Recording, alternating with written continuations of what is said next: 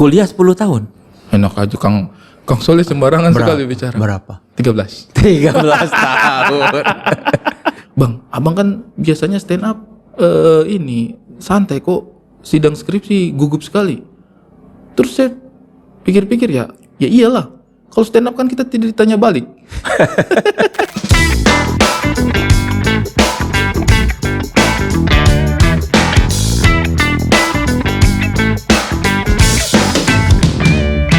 Halo teman sekelas, saya Soleh Solihun. Selamat datang di Podcast Naik Kelas. Podcastnya mereka yang terus berkomitmen untuk tetap otentik.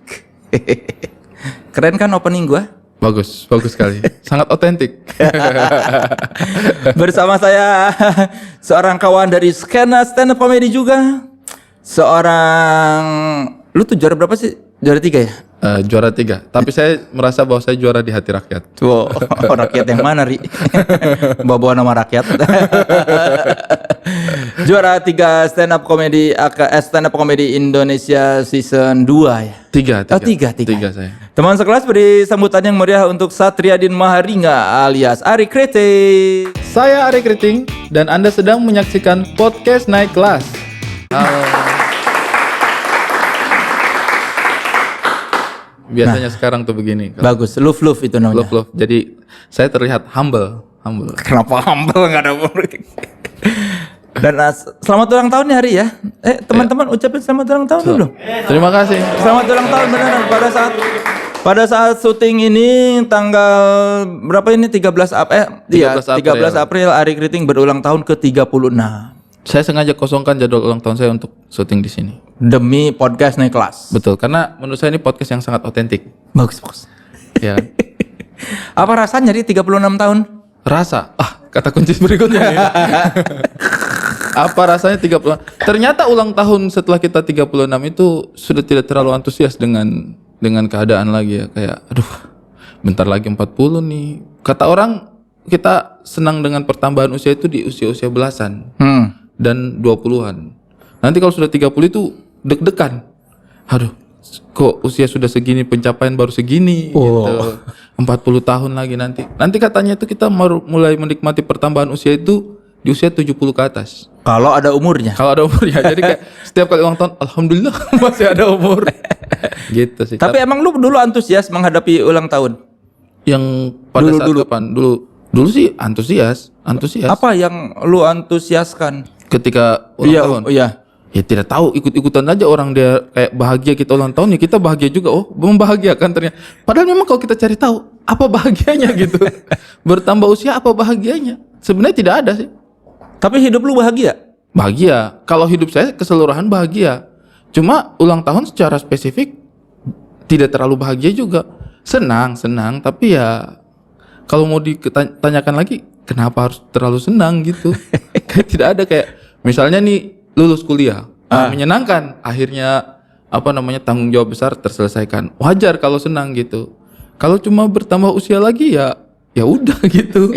Bukan sebuah prestasi menurut saya.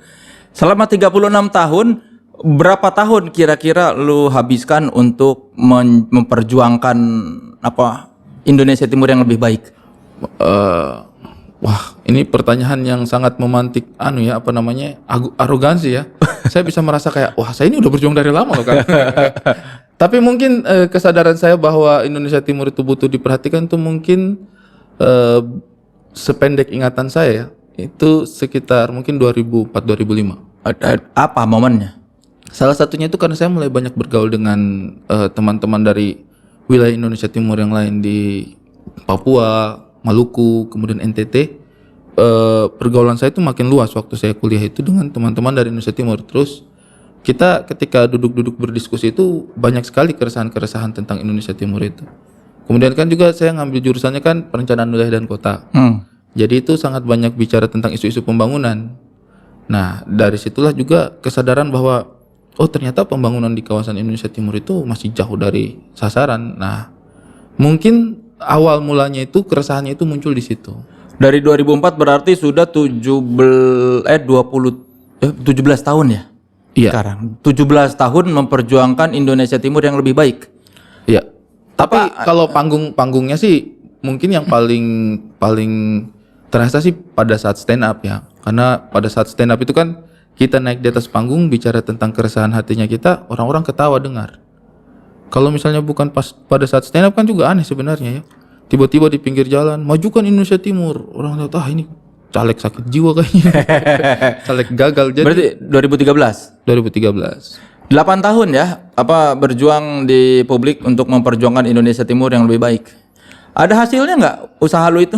Wah, sebuah pertanyaan yang sangat membebani ya. Tadinya saya sudah merasa semangat ini, wah saya berjuang ini. Pas ditanya hasilnya, oh, enggak juga kayaknya. Tapi untuk saya sih pribadi sih sebenarnya yang paling utama itu adalah mengubah wacana. Mengubah wacana orang-orang terhadap Indonesia Timur itu bagaimana. Dan yang lebih penting itu adalah mengubah wacana orang timurnya sendiri. Kalau saya melihat bahwa dari zaman dulu orang timur itu banyak yang kurang percaya diri dengan identitas aslinya. Dengan kulitnya kita, dengan rambutnya kita, dengan cara berdialognya kita. Itu saya rasa sih dulu kurang terekspos gitu. Nah, beberapa tahun terakhir ini saya sih senang begitu melihat bagaimana Indonesia Timur itu diterima secara utuh gitu. Kalau kita lihat penampilan Kang Soleh pasti sekarang kalau lihat sepintas orang Timur langsung hafal, oh dari potongannya udah tidak menyembunyikan identitasnya gitu. Cara bicaranya. Mungkin dulu seniman-seniman Indonesia Timur juga banyak. Tapi ketika misalnya katakanlah diwawancara atau diskusi, mungkin kepribadiannya sebagai Indonesia Timur itu agak sedikit hilang gitu. Nah, kalau sekarang saya lihat itu anak-anak Timur itu masa bodoh gitu yang dengan cara bicaranya kita yang seperti ini, ya udah ini cara bicaranya kita, tidak perlu saya menyesuaikan diri kayak pakai lu gue mungkin atau pakai aku kamu. Karena saya itu pernah mengingat satu momen ada teman-teman dari Papua, mereka presentasi gagasannya mereka itu kayak masih belasan tahun gitu, Kang. Terus pada saat mereka presentasi itu gagapnya minta ampun. Kayak ide-idenya itu kayak kurang berhasil mereka komunikasikan gitu dari kacamatanya saya. Saya lihat kenapa mereka gugup sekali. Ternyata setelah saya cari tahu, ngobrol sama mereka, cerdas gitu, lancar gitu ngomong. Ini anak-anak belasan tahun ngomong sama saya kok enak. Apa mungkin dia demam panggung? Ternyata saya tanya-tanya kenapa kalian tadi gugup. Iya bang, soalnya kita kemarin sebelum menyampaikan ini, kita dilatih public speaking. Bagaimana cara menyampaikan. Nah itu agak susah bang. Saya dalam hatinya kayak, sebenarnya kalaupun misalnya kamu mau menyampaikan idenya kamu, tidak harus terlalu mengejar kelas public speaking yang seperti apa. Utamanya kan yang penting bisa didengar, bisa berdialog, bisa dipahami kan.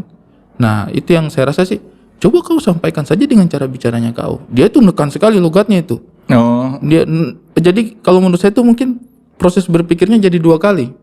Dia memikirkan bagaimana menyampaikan gagasannya, kemudian dia memikirkan juga bagaimana cara berdialognya itu, menyampaikannya itu dialeknya seperti apa. Nah, kalau saya kan ya udah, maksudnya saya bicara seperti ini, bicaranya seperti itu aja gitu.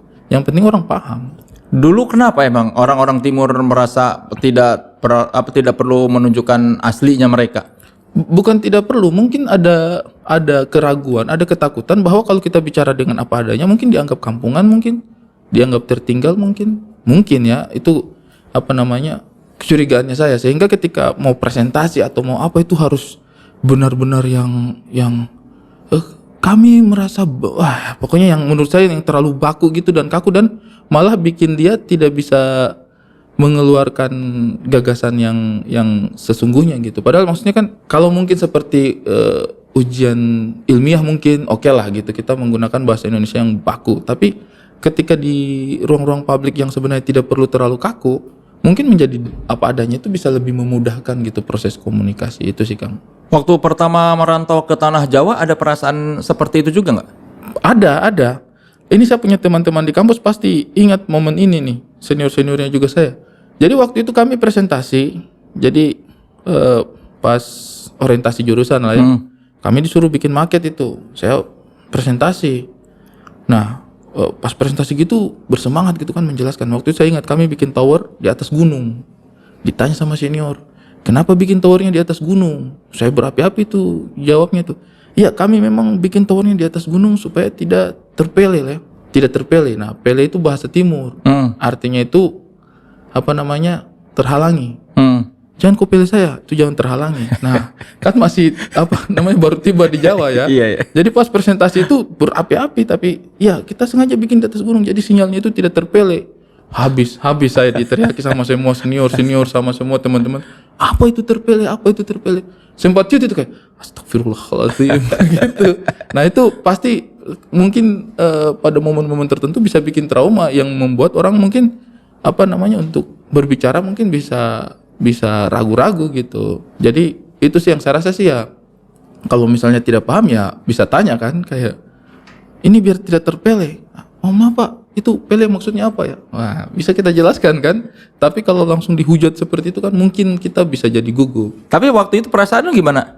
Waktu di Malu. ketawain. Malu sekali itu. Saya 1-2 semester itu masih malu itu kalau misalnya disinggung, "Hei, Pele mau kemana?" gitu. Dipanggil Pele. Iya, jadi aduh malu banget. Padahal sebenarnya kan itulah kenapa ketika Pele itu orang tidak paham bikin kita malu. Nah, kalau orang ngomong gocap, goceng, saya kan tidak paham, tapi kan Anda tidak harus malu.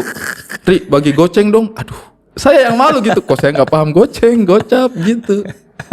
Itu menurut saya gapnya itu terasa di situ sih. Percaya dirinya itu tumbuh setelah kumpul bersama teman-teman dari timur itu. Iya.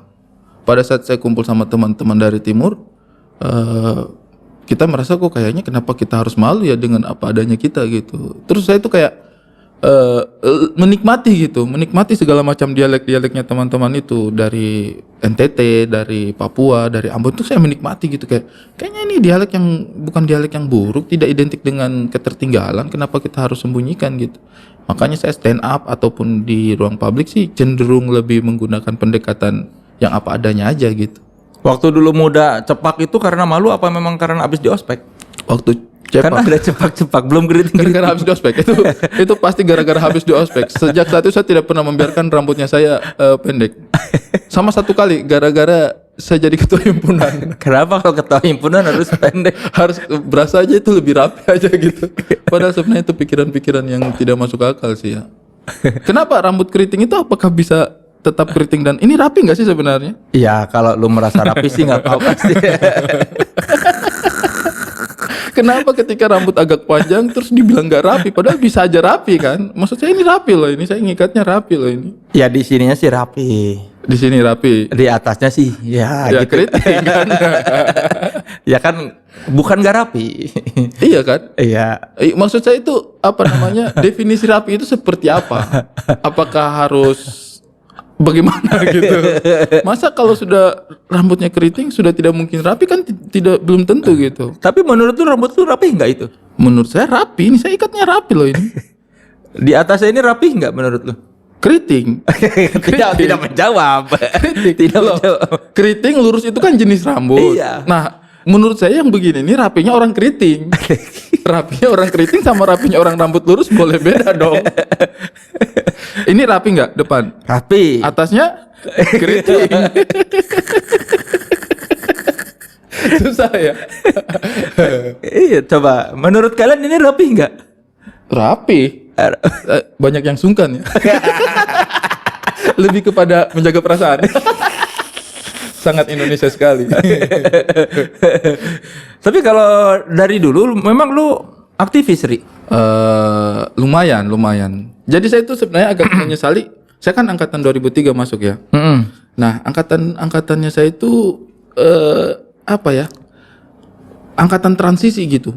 Semangat kemahasiswaan itu tinggi, tetapi apa yang mau dilawan sudah nggak ada. Jadi kita kalau dengar ceritanya teman-teman yang 98 kan dekat banget itu, banyak banget yang masih kuliah sama-sama gitu. Jadi mereka kalau cerita itu dari angkatan 94, 95, 96 itu kan senior-seniornya saya itu masih akrab, masih kenal nama, kenal nongkrong sama-sama gitu. Ceritalah mereka itu tentang zaman-zaman 98, pergerakan, bagaimana mereka dari Malang ke Jakarta. Kampusnya saya juga itu sempat ditembaki dulu tuh. Bocor-bocor itu dindingnya. Di mananya? Di tembok. Oh, ditembak-tembak. Iya, ditembakin sempat tembok kampus ya pada masa itulah ya, pada masa itu. Jadi itu wah, kita itu berapi-api sekali gitu. Terus kita itu sangat ingin menjadi aktivis. Saya sangat ingin menjadi aktivis pada saat itu. Cerita duduk sama senior-senior. Tapi yang di laut sudah nggak ada. Jadi ya udah jadi kayak aktivis tanggung aja gitu, kayak punya nih mindsetnya, tapi kemana kan ya kayak Mana musuhnya gitu. mana musuhnya ini, kayak punya semua jurusnya ini, pengen ini orasi, tapi tentang apa ya gitu, kayaknya semuanya sudah berubah. Semua sudah bebas. Iya, jadi ada memang perasaan menjadi aktivis tanggung pada saat itu. Kalau menurut saya sih 2003 ke atas aktivis yang ingin sekali menunjukkan taring, tapi buat apa gitu. Makanya lu ikut Kamisan. Sekarang, karena Kamisan. akhirnya ada lagi yang dilawan. Bukan, kalau Kamisan itu menurut saya sih agak berbeda dengan mood aktivisme yang dulu-dulu. Menurut saya Kamisan itu gerakan orang yang bukan orang yang melawan saja sebenarnya, tetapi orang yang merindukan keadilan gitu.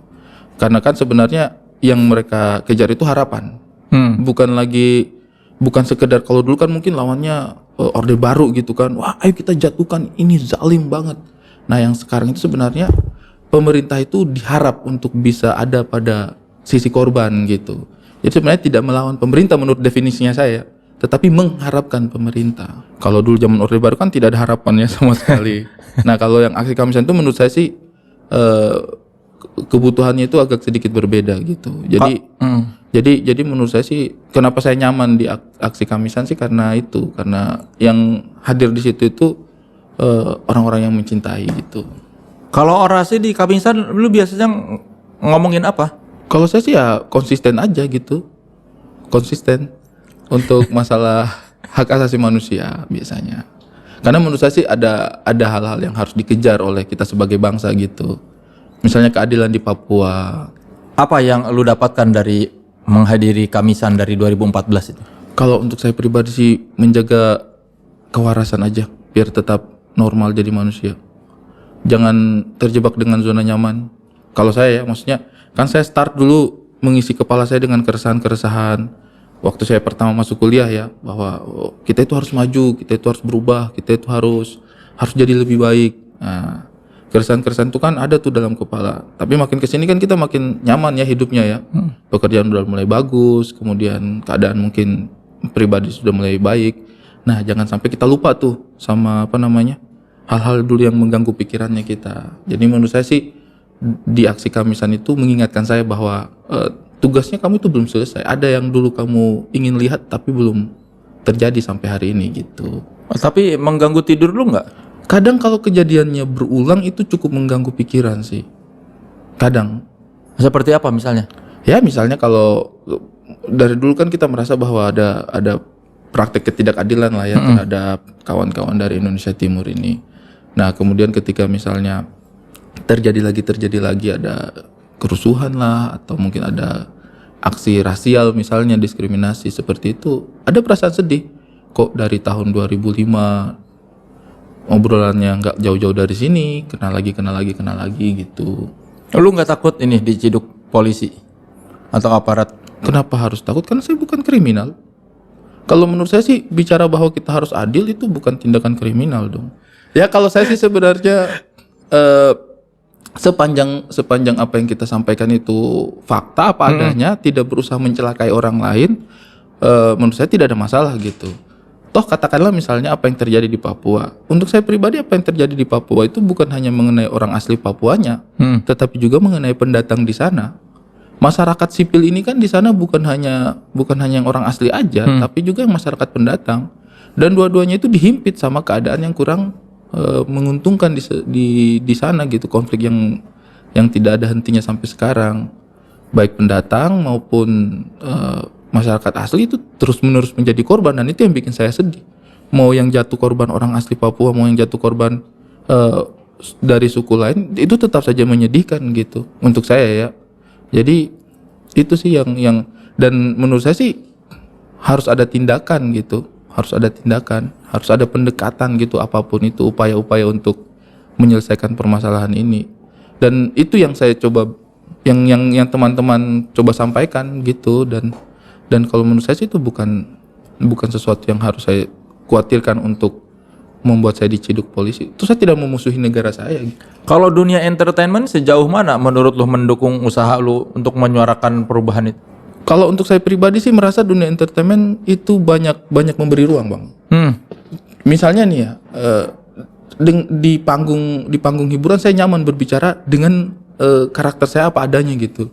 Saya nyaman untuk tampil dengan diri saya apa adanya gitu. Maksudnya meskipun saya punya kulit hitam, saya punya rambut keriting, ya udah saya tidak harus potong rambut atau kasih lurus rambut gitu kan.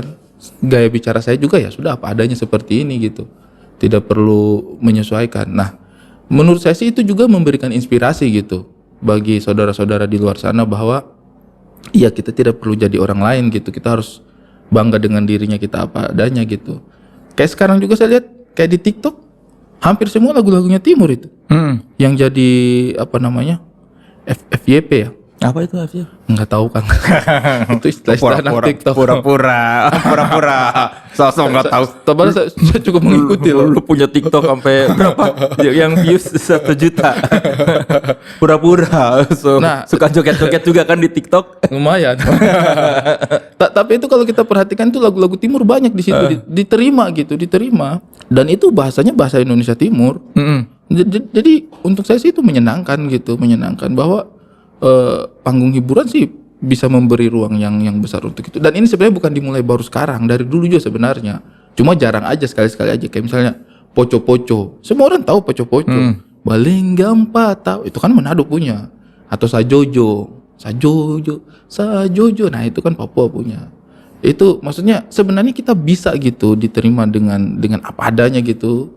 Untuk saya pribadi sih, jadi tidak perlu terlalu kaku gitu untuk ketika mau masuk panggung hiburan, wah harus belajar public speaking nih, harus keren banget nih. Keren itu tidak selalu gue. Iya kan? Menurutku sih. Kalau jadi feminis sejak kapan? Kalau saya sih tidak berani bilang feminis ya, saya tidak berani bilang saya feminis. Cuma saya berusaha memahami aja dan berusaha berteman. Apa yang lu pahami dari feminisme? Beberapa isu-isunya mereka tuh bisa diterima kok, sangat masuk akal untuk kita. Maksudnya itu perbaikan yang sangat besar itu. Kayak misalnya kekerasan dalam rumah tangga, masa orang tidak boleh bicara kekerasan dalam rumah tangga? Dan kalau faktanya misalnya ternyata banyak perempuan yang mengalami, ya berarti wajar dong kalau mereka menuntut agar kekerasan dalam rumah tangga jangan sampai diteruskan. Pelecehan seksual juga misalnya. Nah itu menurut saya itu isu-isu yang sangat apa namanya ya, enggak, harusnya kita itu tidak sampai kayak apaan sih ini feminis kayak begini lah, isunya mereka benar kok. Dan lu ikut Women March ya? Waktu itu tahun berapa tuh? Pertama saya ikut. Tapi saya moto-moto aja waktu itu. Apa yang lu dapatkan dari datang ke Women March itu? Seru-seru aja sih. Apa namanya, mereka merasa bahwa bebas berekspresi gitu dengan melakukan itu. Artinya selama ini memang ada keresahan bahwa kita itu tidak bisa diterima berekspresi seluas itu gitu. Mungkin secara keresahan mirip gitu. Dulu saya merasa bahwa orang Timur itu kalau bicara suka hati-hati, tidak bebas berekspresi. Nah sekarang bodo amat lah, kita bicara aja. Kalau tidak paham ya kau tanya. Bodo amat gitu kan, saya mau bicara saya bicara. Misalnya kamu tidak paham ya silakan tanya gitu, tapi tidak harus membuat saya untuk tidak berbicara. Nah ini mungkin juga keresahan yang sama dari teman-teman feminis. Dulu mungkin boleh nggak ya kayak begini, boleh nggak ya kayak begini. Sekarang mereka punya satu event Women March, mereka bebas ngapain aja. Wah bagus juga, seru gitu. Kalau untuk saya pribadi sih melihat orang bersenang-senang tanpa melukai orang lain, silakan, bagus menurut saya. Kecuali kalau misalnya merugikan orang lain, nah itu namanya bersenang-senang di atas penderitaan orang. Jangan. Itu sih Kang. Kuliah 10 tahun. Enak aja Kang Soleh sembarangan sekali bicara. Berapa? 13 tahun. S1 doang ya? S1. Lama tuh karena apa? Kerja Kang. Kerja kan masuk 2003. Saya masuk 2003. Terus saya waktu itu angkatan terakhir yang tidak kena standar pemutihan. Waktu itu kalau tidak salah kan aturannya tidak berlaku surut ya. Jadi ya sudah, saya itu tidak kena. Jadi dulu saya itu angkatan terakhir itu. Setelah itu angkatannya sudah 7 tahun. Sudah wajib 7 tahun. Nah, sudah tuh akhirnya lost lah kuliah. Saya dulu tidak bercita-cita untuk kuliah lama loh. Tapi terjadi begitu saja. Saya itu semester, kalau tidak salah semester 7 itu mata kuliah sudah habis. Mata kuliah sudah habis. Ada beberapa lah yang ulang tapi tidak banyak. Sudah masuk juga penelitian. Cuma pada saat penelitian itu saya tuh kerja terus sama teman-teman dosen-dosen juga. Di kantor apa? Di kampus. Oh di kampus. Jadi konsultan gitu, jadi konsultan. Nah, saya itu salah satu mahasiswa yang cukup sering untuk terlibat dengan pekerjaan-pekerjaannya teman-teman di sana. Jadi seru, soalnya saya itu kan akrab tuh sama dosen-dosennya saya, berteman lah. Sudah nyaman saya berteman sama teman-teman dosen itu. Nah, jadi kami itu kalau berangkat survei ke daerah, misalnya ke Papua atau ke Sumba atau ke NTT lah, pokoknya kemana-mana saya itu sama teman-teman, ke Kalimantan. Nah itu pas pesawat berangkat itu seret, duduk sama dosen tuh ngobrolnya panjang lebar tuh. Terakhir, kamu Niri kenapa sih kuliahmu masih kamu belum selesaikan? Iya Pak, saya masih sibuk ini. Udah, kamu ada apa-apa tanya saya sama saya aja, pokoknya kita nggak mau tahu ya. Kita pulang dari sini ke kampus dulu deh, 2-3 bulan aja selesaikan kuliahmu ya. Iya, pokoknya saya nggak mau tahu penelitiannya kamu, analisa-analisanya store aja. Nanti kalau ada apa-apa tanya saya sama saya aja. Siap Pak.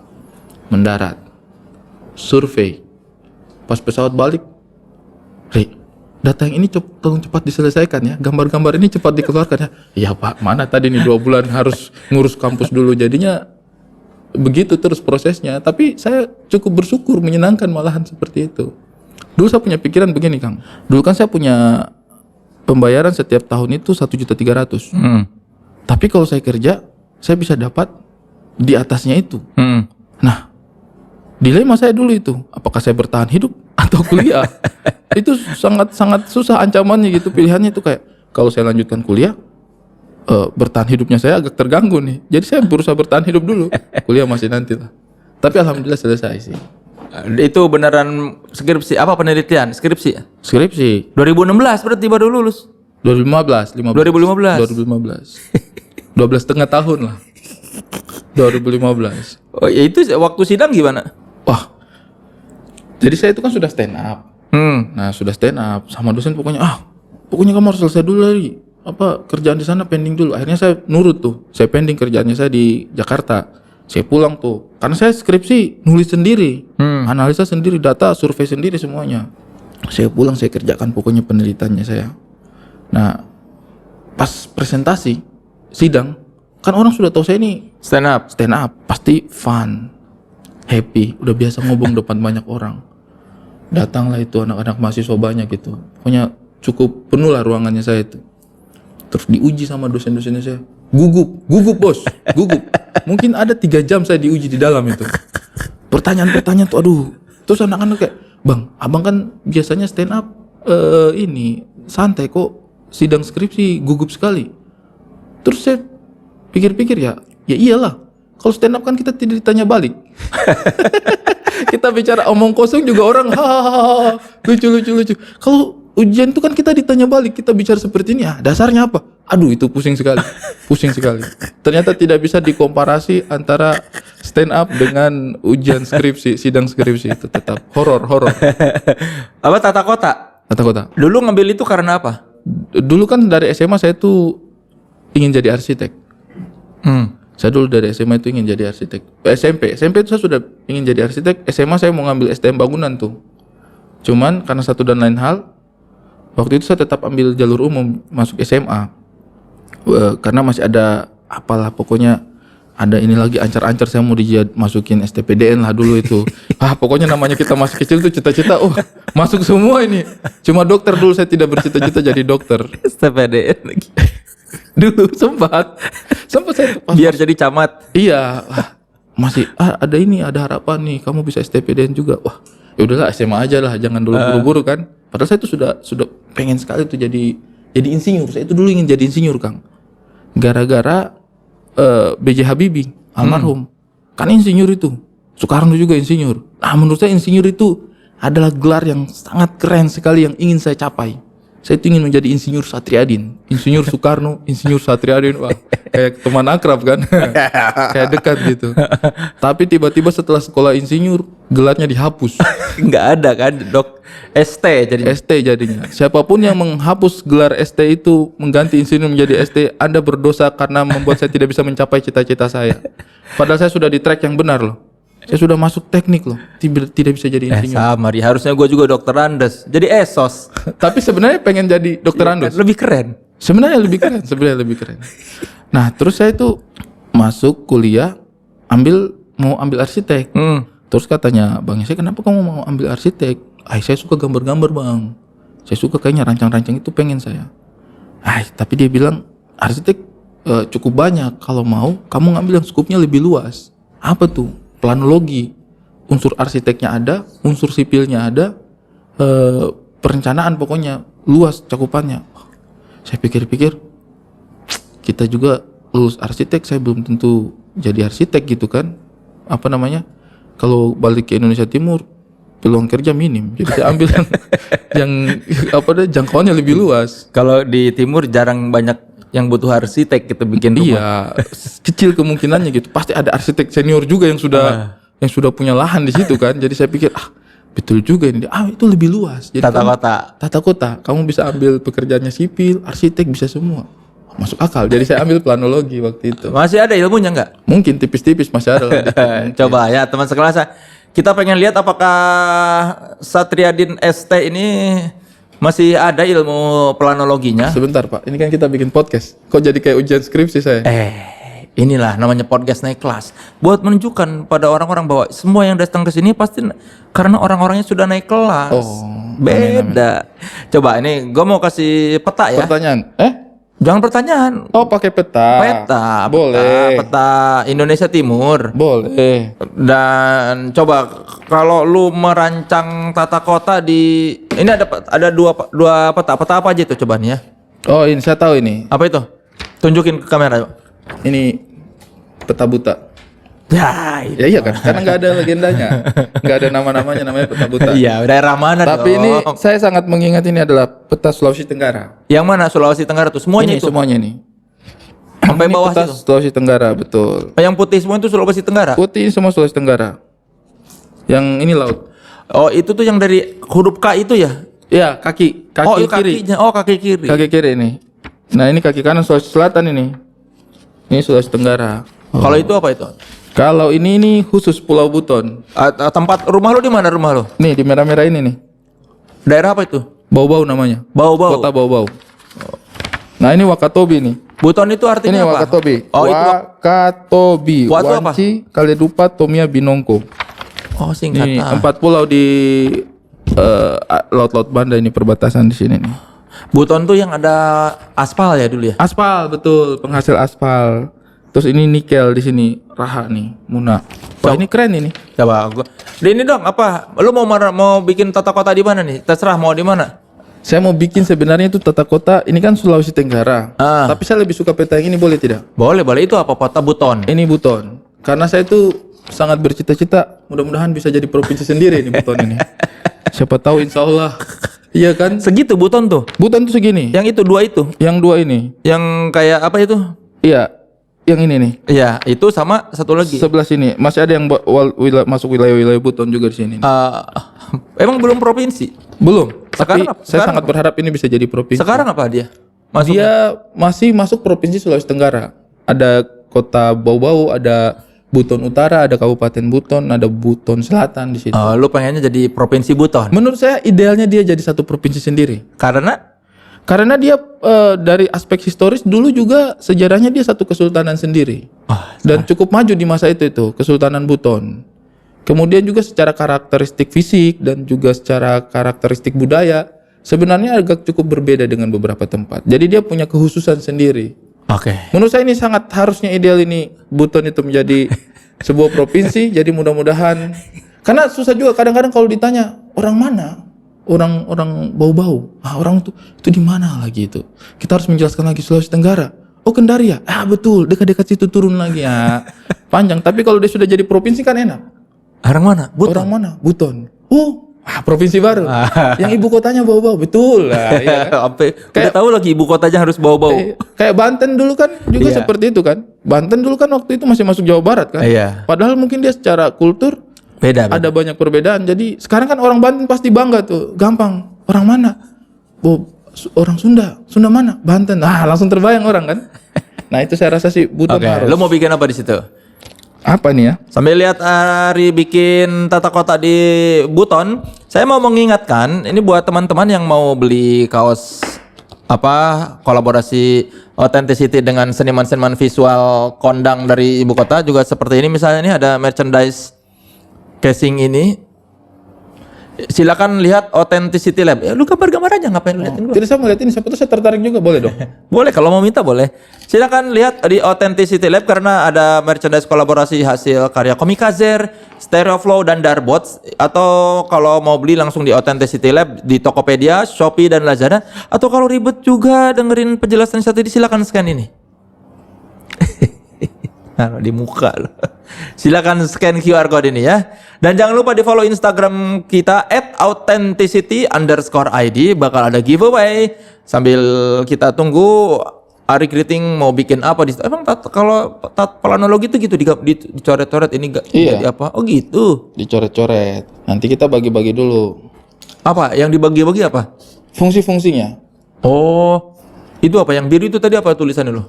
Di sini saya tentukan dulu. Jadi kalau misalnya dalam perencanaan wilayah itu, yang harus kita tinjau itu ada 3. Aspek fisik, sosial, dan ekonomi. Yang kita rencanakan itu. Aspek fisiknya itu dibagi 2 lagi nih. Kita melihat fisik dasarnya, kemudian menentukan fisik binaannya. Fisik binaan itu termasuk infrastruktur, kemudian fasilitas, utilitas. Hal-hal yang kita bangun lah, manusia bangun di situ. Kalau fisik dasarnya itu karakteristik wilayahnya. Bisa kelerengannya, kemiringan lahannya, kemudian kondisi tanahnya, kemudian curah hujannya, hal-hal seperti itulah, bentang alamnya. Nah, kemudian itu kita juga meninjau dari aspek sosial. Ini sebenarnya kalau perencanaan itu saya ngerjainnya biasanya 3 bulan loh ya. 3 bulan. 3 bulan. Jadi mungkin teman-teman harus bisa memahami bahwa ini bukan pekerjaan yang, karena kan kalau kita bicara perencanaan itu di Indonesia ini ada dibagi 2 semester ya.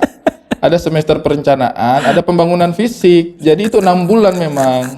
Biasanya saya kerjakannya 3 bulan. Ini Anda minta saya kerjakan dalam waktu 3 menit itu agak-agak. Tapi kan Anda sudah mengetahui sejarah Buton. Udah luar dalam itu Buton. Iya, tapi kan nggak ada urusannya juga, Kang. Orang mah kalau misalnya membuat perencanaan itu harus detail, tidak boleh sembarangan. Ya demi provinsi Buton lah, Ri. Provinsi Buton. Amin ya Allah. Ini ancer-ancer aja ya. Ya, Pasti. lu ngomong apapun gua nggak ngerti kok, Ri. Nih, ini kelihatan naik kelas tapi kayak mudah-mudahan berkelas ya ini ya. Harus warna-warni spidolnya memang ya. Iya, biasanya warna-warni. Ya nanti kita tunggu ya penjelasannya. Oke, biar cepat-cepat aja ya. Ini sepintas aja ya. Mungkin yang harus diperhatikan nih dalam perencanaan kawasan untuk wilayah Provinsi Buton. Saya langsung sebut aja nih, Provinsi Buton ke depannya. Nah, kalau kita bicara latar belakang, Provinsi Buton ini sangat ideal menjadi sebuah provinsi karena dia punya sejarah, aspek historisnya mendukung, kemudian dia punya kekhususan sendiri, sehingga harusnya dia ideal untuk berdiri sendiri sebagai provinsi. Secara fasilitas penunjang juga sebenarnya sudah cukup memadai ya. Kalau boleh saya menjelaskan bahwa di sini ini akan menjadi pusat Provinsi Buton, yaitu Kota Bau-Bau pada saat ini. Di situ itu sudah ada fasilitas penunjangnya adalah bandara. Bandara, sehingga untuk akses Udah ada bandara? udah ada sampai sekarang. Untuk akses dari luar dan dalam itu bisa gampang karena dia cuma satu transit. Kalau misalnya dari Jakarta, transit Makassar sudah langsung turun ke Bau-Bau. Mungkin kalau secara waktu tempuh itu 2,5 jam sudah sampai. Jadi sebenarnya secara akses dia cukup mudah. Kemudian kalau misalnya sudah menjadi sebuah provinsi, Buton ini dia menjadi ibu kota dan menjalankan fungsi administrasi. Dia akan menjalankan fungsi administrasi. Nah, tidak hanya fungsi administrasi, tetapi karena di sini adalah terdapatnya benteng terluas di dunia. Nah, ini tidak banyak yang tahu, tapi Buton itu punya benteng terluas di dunia. Apa itu benteng apa? Benteng Keraton Buton. Dia itu terluas di dunia. Kalau tembok raksasa Cina, itu dia tembok karena dia tidak membentuk kurva kan. Jadi dia itu hanya panjang aja. Tetapi kalau terluas itu ada yang di Buton dan ini sudah diakui oleh dunia. Nah, karena dia punya benteng terluas itu, dia juga bisa selain fungsi administrasi dia bisa mengembangkan fungsi wisata sejarah. Dan di sini itu bentengnya itu bukan benteng Belanda. Benteng apa? Benteng pribumi, benteng buatan asli. kesultanan pada zaman itu.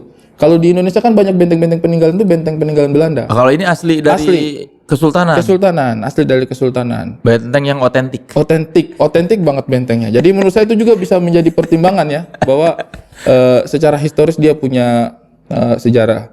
Kemudian kalau di bagian utara ini mungkin dia bisa menjadi kawasan penyangga. Karena di sini ada satu hutan lindung. Kemudian mungkin juga bisa menjadi kawasan untuk pertanian. Karena di sini tanahnya lebih subur. Sumber airnya juga bagus. Nah, ini untuk rularnya, pinggirannya.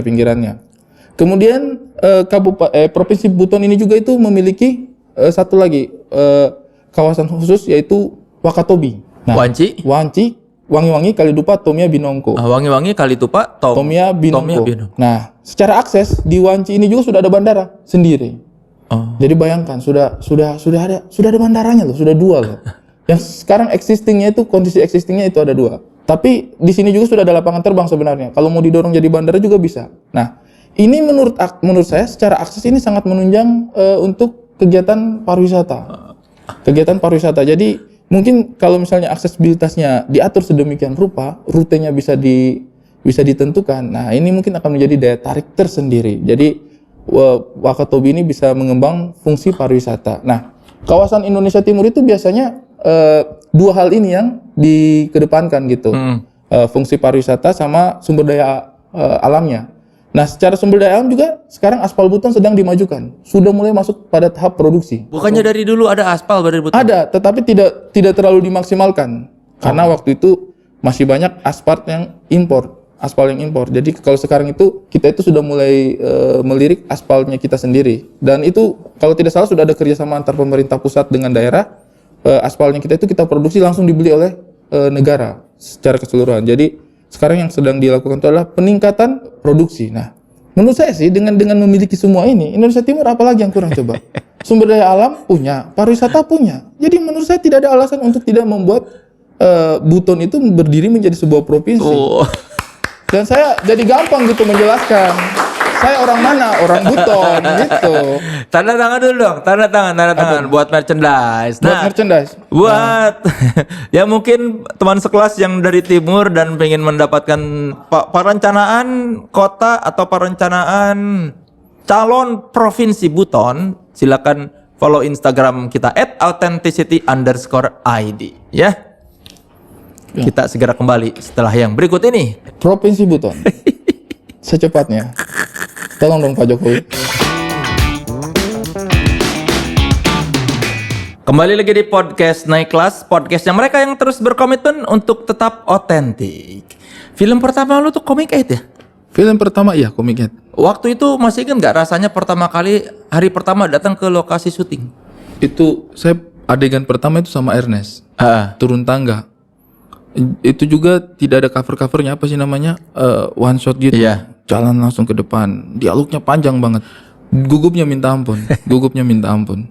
Tapi kan saya tidak punya ekspektasi ya. Maksudnya itu mungkin apa namanya, menyenangkannya pengalaman pertamanya saya main film itu tidak ada ekspektasi, jadi ya sudah saya main tidak ada beban aja.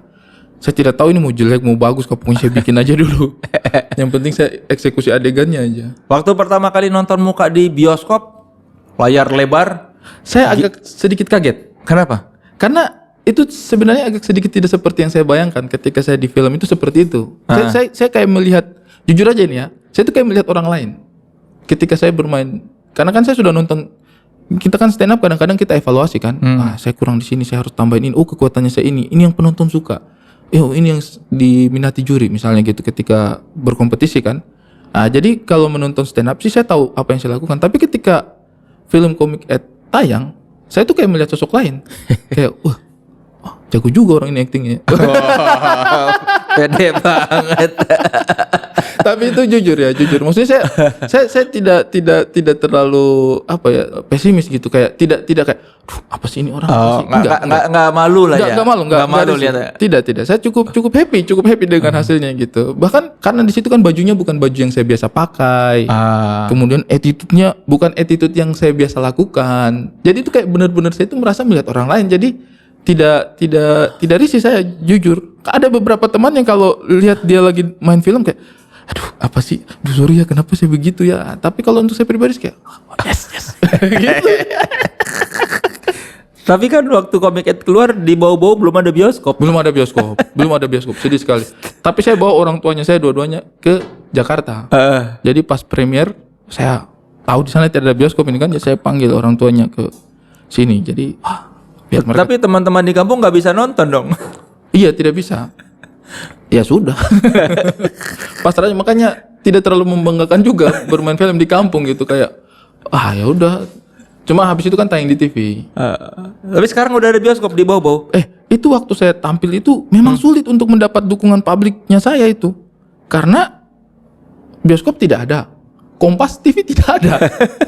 Jadi saya itu boleh dikata 2 tahun berkarya di ibu kota itu tidak terdeteksi sama mayoritas. Saya tuh mulai di kalau orang kampung bilang ditandai itu ya, mulai di-mention sama orang-orang di kampung itu mungkin setelah masuk ke Indosiar mungkin atau masuk TV lah pokoknya. Ketika mulai masuk TV itu baru ini ternyata dia main di sini gitu. Tapi saya rasa sih 1 tahun 2 tahun berkarya saya itu segmented. Ada yang tahu tapi tidak banyak mungkin. Jadi kalau pulang kampung setahun 2 tahun berkarir itu belum ngeh ya. Tidak terlalu. Masih bebas, masih santai aja. Sampai sekarang sih juga bebas. Emang kalau di bau-bau apa yang mereka tahu tentang Arie Kriting? Nah, saya itu kan sebenarnya memang ketika tampil itu di panggung itu selalu bicaranya saya ini orang timur. Meskipun ada banyak episode yang saya bicara saya orang Wakatobi, saya besar di Buton gitu, ada banyak episode juga. Tapi premis umumnya saya itu memang saya ini orang timur. Karena menurut saya ketika saya hadir, saya itu punya misi untuk memperkenalkan Indonesia Timur secara keseluruhan gitu. Sehingga saya bisa membicarakan keresahan-keresahan saya di tempat lain. Karena menurut saya itu informasi yang penting gitu untuk disampaikan. Nah, jadi saya tuh biar gampang orang itu identiknya itu saya memperkenalkan diri orang timur gitu. Nah, ternyata itu ada permasalahannya di kemudian hari gitu. Ternyata justru orang timur sulit mengidentifikasi saya ini orang mana gitu. Kalau orang Jakarta gampang, Arie orang timur, gampang gitu, orang timur. Tapi ternyata di timur sendiri saya tuh jadi kayak, wah saya orang mana ya jadinya gitu. Karena teman-teman dari NTT juga ada yang merasakan, kayaknya dia orang Kupang deh. Orang-orang Papua juga, kayaknya Arie tuh orang Papua bukan sih? Gitu. Orang-orang Buton kayak, masa sih Arie orang Buton? Kayaknya dia kayak orang Papua deh. Justru kayak, tolong dong saya ini orang mana gitu. Jadi ternyata apa yang saya lakukan di awal itu cukup bukan fatal sih, tapi cukup menimbulkan pertanyaan baru di kemudian hari gitu. Tapi untuk saya pribadi sih tidak masalah gitu. Ketika misalnya orang NTT merasa kayak, Arie orang NTT bukan sih? Atau orang Papua, kayaknya Arie orang Papua deh gitu, menunjukkan bahwa saya berhasil mewakili gitu, menjadi representasi secara umum gitu. Nanti kalau saya memang pikirnya ya udah saya bicara umum aja dulu, nanti kan pasti generasi selanjutnya kan dia kan bisa lebih spesifik gitu. Oh, Ambon seperti ini, Papua seperti ini, NTT seperti ini. Jadi saya tuh merasa kayak saya itu kayak kata pengantar gitu. Nanti kan kalau orang baca kata pengantar kan kadang-kadang suka dilupakan kan. Tapi nanti bab-bab tertentu menjadi bab-bab kesukaannya dia. Nah, kalau saya sih merasa kayak ya sudahlah saya kata pengantar gitu. Gitu. Tapi kalau ke arah timur manapun orang pasti Arie. Iya, itu yang membuat saya bahagia. Jadi orang Papua juga merasa saya orang Papua juga, orang NTT juga merasa saya orang NTT juga. Orang Ambon juga merasa kita gandong juga. Jadi untuk saya sih itu jauh lebih utama gitu daripada terlalu spesifik orang sini. Wah, jadi berjarak sama yang lain mungkin gitu. Kalau sekarang masih suka ada yang salah ngira lu Cun Papua enggak? Funky Papua enggak? Ada aja 1-2. Masih ada aja. Dan itu dari awal saya berkarir itu. Cun saja itu sudah ketawa terus kalau dengar saya punya pengalaman. Ada aja tuh lagi foto sama orang terus ditanya, "Yang 2 lagi kemana sekarang?" Yang 2 lagi siapa ini? Sudah pasti ini adalah referensinya dia adalah Funky Papua. Masih ada. Ada yang sampai sudah mengetahui pekerjaan sehari ini. Wah, Bang Arie saya nonton filmnya loh. Imperfect saya nonton ada di series. Abang saya nonton di Susah Sinyal. Saya nonton stand up apa segala macam. Dia sudah tahu karya-karya saya belakangan. Tapi saya tuh penasaran bagaimana Bang Arie dari dancer bisa menjadi Allah, bukan. Masih loh. Maksudnya itu bukan berarti dia tidak tahu saya kan. Dia nggak salah orang. Dia benar, tapi dia masih nyangkut. kok bisa tuh bang? Cerita dulu dong bang. Bagaimana ceritanya Bang Ari dari seorang dancer menjadi komedian? Kayak enggak, saya nggak pernah jadi dancer bro. Masih ada. Emang sebenarnya seberapa mirip sih lo sama Cun? Nah itu yang menjadi keresahannya saya kan. Materinya kami itu tidak mirip sama sekali. Cuman pandangan orang itu yang suka gampang menyamaratakan itu yang menurut saya harus diubah gitu. Beda, kelihatan kalau misalnya beda itu beda. Cuma kan orang kayak anggap kami itu keturunan Musa. Muka sama. Jadi mirip-mirip, susah dibedakan memang. Dari dunia film apa yang sudah lu dapatkan? Itu yang sedang saya berusaha kejar ini. Apa? Nah, saya itu kan selalu berusaha berbicara bahwa jangan dong orang timur selalu image-nya keras, kejam. Nah, ternyata dalam film seringkali saya dapat peran menjadi debt collector, preman, kejam, keras, jahat-jahat. Orang tertawa dan suka menertawakan stereotip itu. Dan saya juga tidak bisa menghindar dari karakter-karakter itu karena saya juga baca, wah ini lucu juga ini kalau saya mainkan ini ya. Saya bisa memainkan ini dengan sangat baik. Lucu saya mainkan lagi gitu. Terus saya kayak, waduh saya ini sudah terperangkap ini di pusaran setan ini. Hal yang dulu saya lawan, sekarang saya lakukan terus dan terus. Karena ternyata ini menyenangkan, lucu, gampang diterima. Tapi saya itu berharap suatu saat mungkin lewat film saya bisa menampilkan sisi lain lah Indonesia Timur yang mungkin maju, tajir, berkuasa. Tapi lu juga nulis skrip karakter Habel begitu juga. Iya. Ternyata itu gampang ditertawakan. Kenapa kita selalu menikmati stereotyping? Karena ternyata itu gampang dikonsumsi gitu. Kayak ya udahlah instan, ketawa-ketawa instan nih. Tapi kan sebenarnya kita mencoba membuat paradigma baru. Kayak misalnya yang kita lakukan di CTS itu kan orang menyangka wah Habel nih keras, jahat. Tapi ternyata kan baik, menolong, membantu, melindungi. Nah, hal-hal seperti itu. Meskipun karakternya tetap arahnya ke situ-situ dulu. Jadi menurut saya ya tidak masalah lah. Asal jangan terlalu negatif gitu. Lebih susah acting apa jadi komedi konsultan? Lebih susah jadi komedi konsultan. Di mana susahnya? Kalau acting itu kita dengar apa yang orang mau, kita terjemahkan. Kita berusaha mengikuti apa yang orang mau. Dia tidak cut atau dia next scene, berarti kita berhasil tuh. Kalau kita yang jadi pemainnya ya. Tapi kalau kita jadi artinya apa? Tujuannya tercapai. Kita berhasil mengeksekusi apa yang dia mau. Kita berarti memahami apa yang dia inginkan gitu. Selesai. Nah, kalau jadi komedi konsultan itu kadang capek sendiri kita. Kita sudah berpikir komedinya begini. Pas pemainnya eksekusi kayak sebenarnya tidak begitu gitu. Jadi ada kayak kontrolnya bukan sama kita. Kalau saya tuh mungkin orangnya kayaknya agak sedikit gila kontrol ya. Jadi berharap tuh apa yang terjadi itu sesuai dengan yang saya pikirkan. Nah, kalau menjadi director kan selama kita belum lihat gambar yang kita mau kan kita boleh ulang. Ya kan? Kontrolnya ada sama kita. Atau jadi pemain juga. Maksudnya sutradara seperti ini kita eksekusi seperti itu kontrolnya ada sama kita gitu. Sutradara maunya kita begini. Oke, action Ari. Aduh. Kontrolnya ada sama kita. Tapi kalau jadi komedi konsultan tuh kita tahu apa yang kayaknya ini yang terbaiknya begini nih. Tapi kontrolnya nggak sama kita. Nah itu menurut saya tuh menyusahkan sekali. Kalau gitu gimana cara lu melihat sebuah adegan bisa dijadiin lucu? Kalau menurut saya sih itu tidak bisa dijelaskan dengan satu kalimat sih. Karena itu pasti case by case. Tergantung situasinya. Bisa berkaitan dengan karakter pemainnya, kemudian bisa berkaitan dengan setnya, bisa berkaitan dengan konflik yang lagi dibawakan.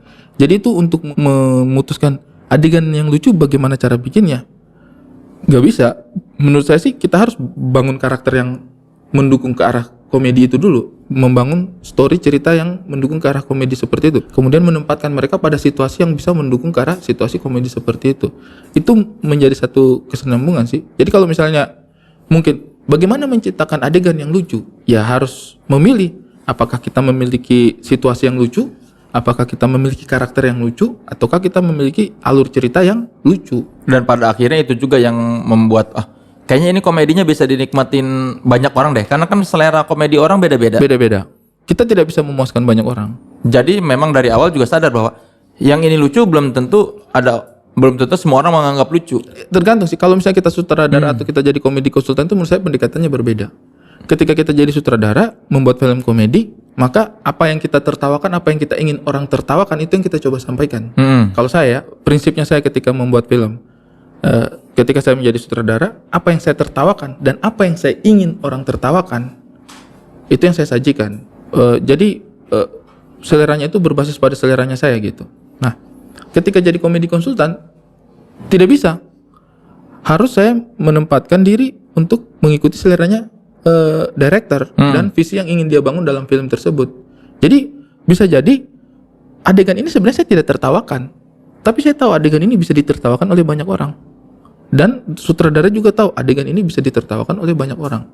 Jadi tidak ego dengan kita punya selera ketika membuat film itu. Nah, menurut saya idealnya komedi konsultan seperti itu. Katakanlah misalnya Warkop DKI Reborn.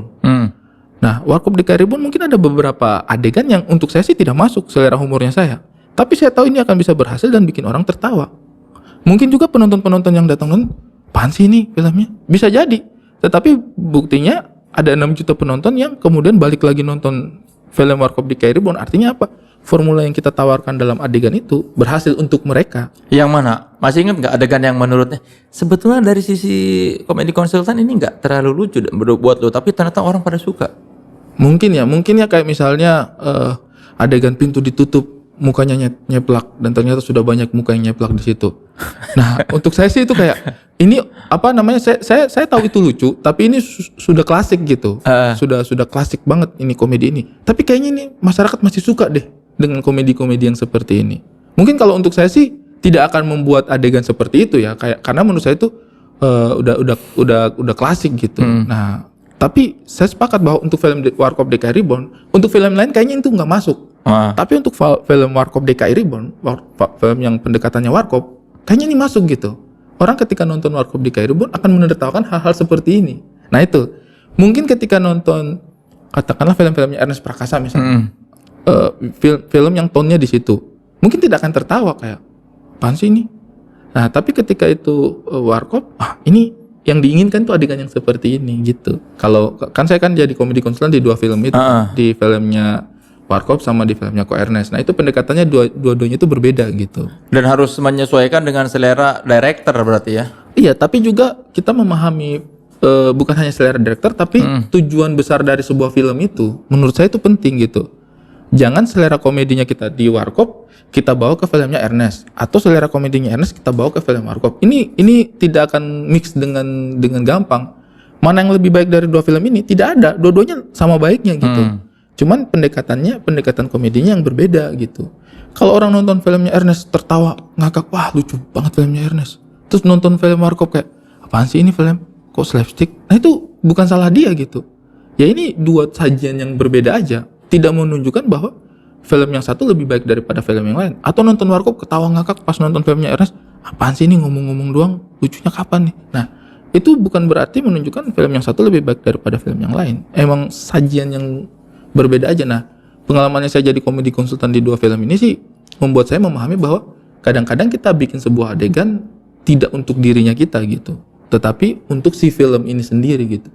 Film itu utuh dengan karakternya sendiri gitu. Kalau pendekatan komedi di Purba apa itu? Ya, jadi itu sebenarnya ada keresahannya kami juga. Kami kan Melanesian ya, saya Abdur, kemudian Mama. Terangin dulu dong, Melanesian itu apa? Melanesian itu kalau secara bahasa sih artinya penghuni pulau-pulau hitam. Nah, jadi penghuni orang-orang hitam yang menghuni sebuah pulau. Nah, gugusan pulaunya itu kawasan Indonesia Timur lah. Melanesian itu. Secara umum sih orang taunya Melanesian itu orang Ambon sama orang Papua aja. Tapi sebenarnya orang zaman dulu kan namanya ras kan tidak mengenal batas administrasi ya. Kayak jangan ke situ. Itu udah masuk Sulawesi. Enggak boleh itu orang-orang Melanesia ke situ. Enggak. Dulu migrasi penduduk ya migrasi aja gitu. Dan kemudian apa namanya etnis Melanesia ini ada yang di Sulawesi juga, ada yang di NTT juga gitu. Nah, saya sih merasa bahwa saya bagian dari Melanesian gitu. Terus kita kenapa bikin konten Purba itu? Karena kan kita pengen ngomong banyak hal gitu, tapi tidak mau terikat dengan standar yang ada sekarang. Nah, bagaimana nih caranya? Biar kita bisa bicara sebebas-bebasnya, biar kita bisa analisa semuanya sesuka hatinya kita gitu. Kita boleh. Ya udah kita menciptakan situasi yang mundur ke belakang di saat peradaban belum ada, aturan-aturan belum ada, sehingga kita boleh ngomong tuh. Asal mulanya aturan itu seperti ini tahu. Nah, tapi berdasarkan imajinasi liarnya kita aja.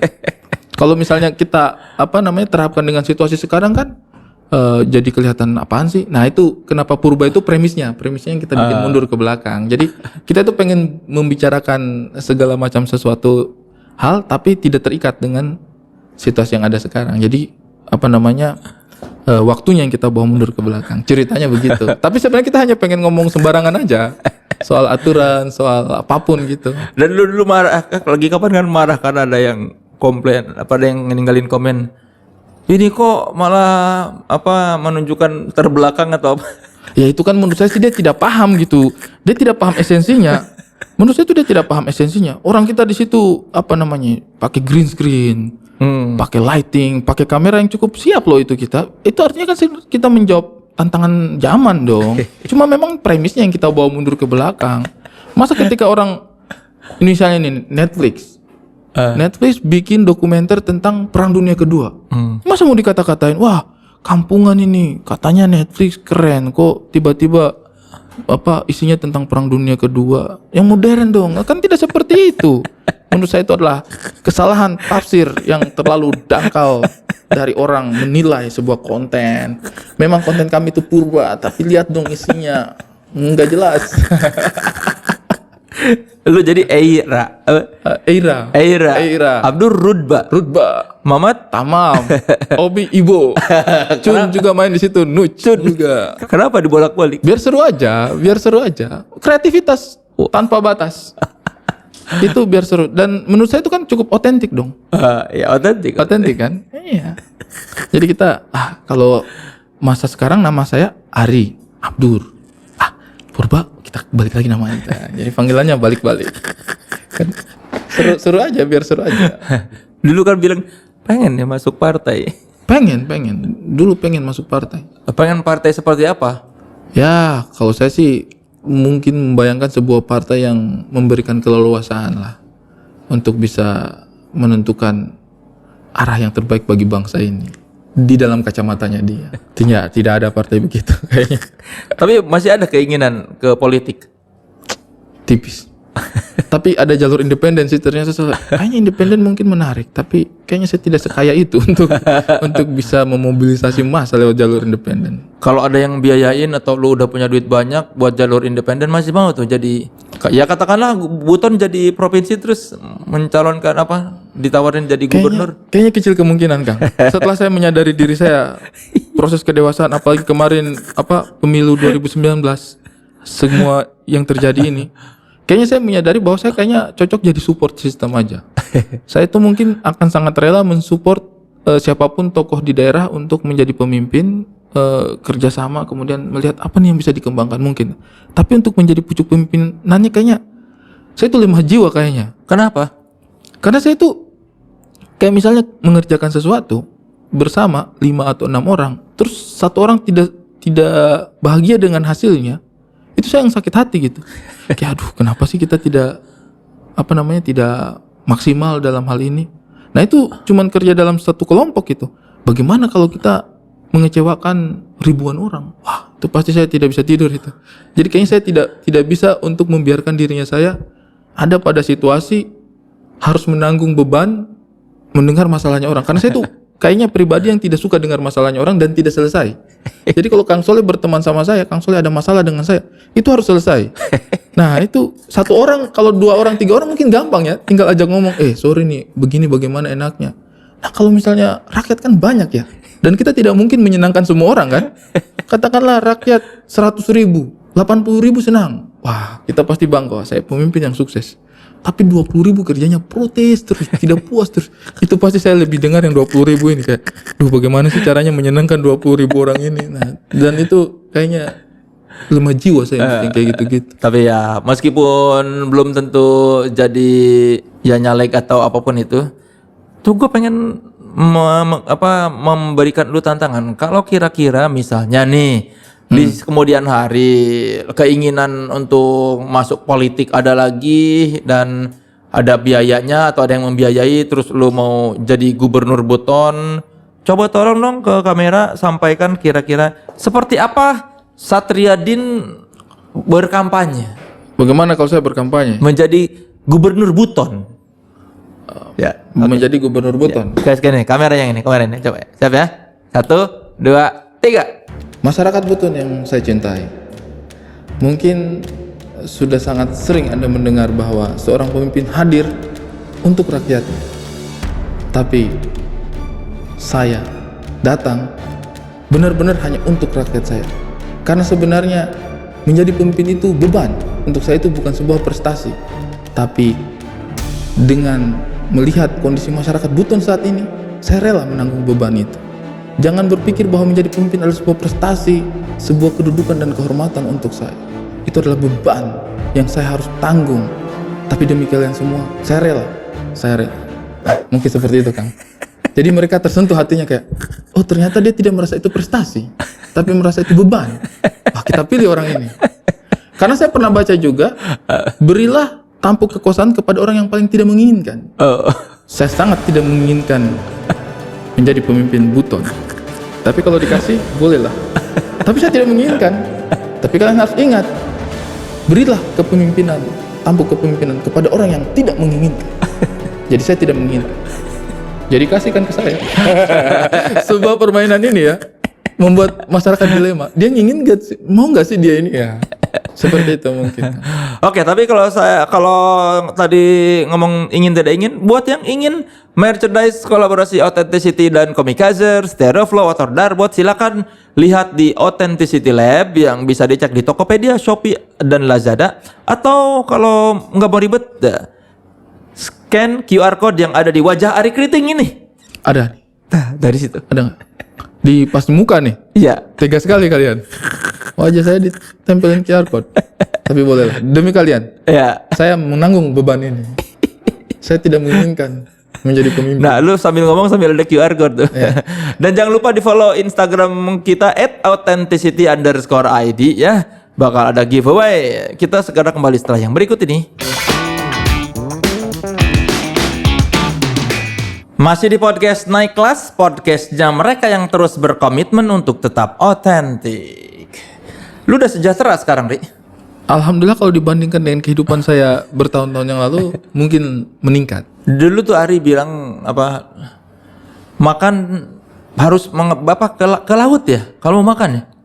Pernah ada pada masa-masa seperti itu juga, ada juga. Jadi ngambil mancing atau apa sih?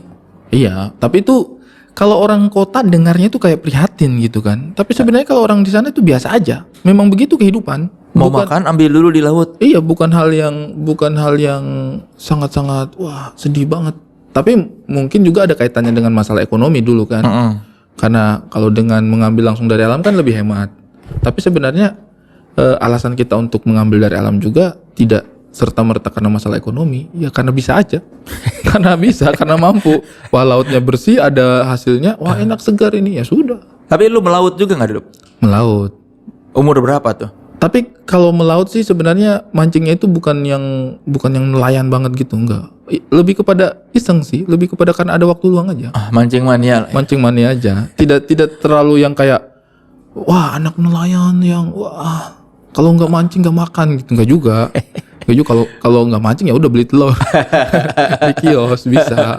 Tapi memang dulu juga secara ekonomi mungkin lebih diuntungkan ketika misalnya kita mengambil dari alam seperti itu sih. Berarti lu nggak takut air, yang nggak takut ke laut gitu? Lumayan nggak takut. Sebenarnya sih mungkin bapaknya saya ya yang kalau saya rasa setelah sekarang saya telusuri mungkin didikannya orang tua ya. Jadi dulu saya punya bapak itu, kalau dengan saya itu selalu turun mancing, kalau orang di sana itu panah-panah ikan biasanya. Nah itu dapatnya itu variatif tuh, bisa untuk 2-3 hari, kadang bisa untuk 5 hari, lumayan lah, banyak lah dapatnya. Nah biasanya kalau bapaknya saya itu selalu berprinsip kalau bapaknya saya itu tidak suka makan ikan yang dijual di pasar. Katanya itu ikan yang dijual di pasar itu sudah mati berkali-kali itu, sudah lewat es, itu sudah ikan berhari-hari yang lalu itu dijual di pasar itu. Jadi selalu turun cari sendiri saya punya bapak itu. Panah tuh dipakai panah? Pakai panah, dipanah ikannya gitu. Panah begini? Iya, tapi bentuknya itu lebih kepada kayak crossbow gitu. Kayak crossbow gitu. Dulu alasan itu masih kecil masuk. Oh, bapaknya saya ini berarti lidahnya peka sekali. Bapakku tuh selalu ada prinsip kalau makan ikan yang beli di pasar tuh gatal. Sering gatal karena ikannya sudah layu, sudah tidak segar. Dulu itu alasan tuh cukup masuk akal, kayak, wih, berarti bapaknya saya dia hanya bisa makan ikan segar. Setelah makin kesini, saya menyadari bahwa kayaknya enggak, kayaknya dulu itu tanggal tua deh. Jadi bapaknya saya juga mungkin secara keuangan agak-agak sempit sehingga tidak bisa beli ikan di pasar, sehingga sudah kita coba cari turun di laut aja. Cuma mungkin karena bapaknya saya tidak mau saya mentalnya miskin, kalau dia bilang kita nggak punya uang ini, marilah kita turun mencari ikan. Itu mungkin mentalnya saya jadi mental miskin. Baiklah ayah, sungguh papa hidup kita ini ya. Tapi mungkin saya punya bapak itu tidak mau saya mentalnya miskin, jadi dia cari alasan yang lain. Menurut saya itu sebuah metode pendidikan yang sangat luar biasa itu, kayak Jadi membuat anak tidak merasa minder. Jadi saya itu kayak, saya makan ikan cari di laut karena biar segar, bukan tidak mampu beli di pasar. Padahal mungkin ada alasan itu. Tapi itu menurut saya sesuatu yang setelah saya dewasa baru saya berpikir-pikir, mungkin ini tuh yang dulu orang tuanya saya maksud itu. Berarti manah ikan tuh dia pakai tali panahnya. Iya, jadi Ada busurnya. anak panahnya itu panjang, Terus ada besi talinya. itu, terus disambung lagi pakai tali, terus diikat sama kayak Berarti kayu gitu, jadi tak dia bisa ngelihat ikan terus ditembak. Saya seumur hidup kayaknya melakukan itu baru 3 kali berhasil, 4 kali gitu. Susah sekali itu, susah sekali. Nah berarti bokap lu jago dong. Bos jago sekali bos. Saya punya bapak itu jago sekali. Siang malam, malah dia lebih lihai itu malam. Emang dari bulan ya kelihatan ikannya. Strong King. Apa tuh? Apa sih namanya? Strong King. Petromax. Oh. Jadi kita turun itu pompa Petromax. Nah, saya itu biasanya kerjanya saya itu di atas perahu. Jadi jaga Petromax, terus dayung-dayung ikan, dayung-dayung sampan. Kalau bapaknya saya dapat ikan naik, nah saya itu yang lepas dari mata Dia panahnya. Berenang, bukan dari atas, berenang. Oh berenang di laut. Iya, karena kalau secara prinsip itu kita itu harus sejajar sama ikan. Tidak boleh kita panah dari atas, itu agak sulit. Ikannya itu biasanya lolos.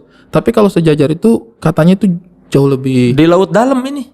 Ya mungkin kedalaman 5 meter lah.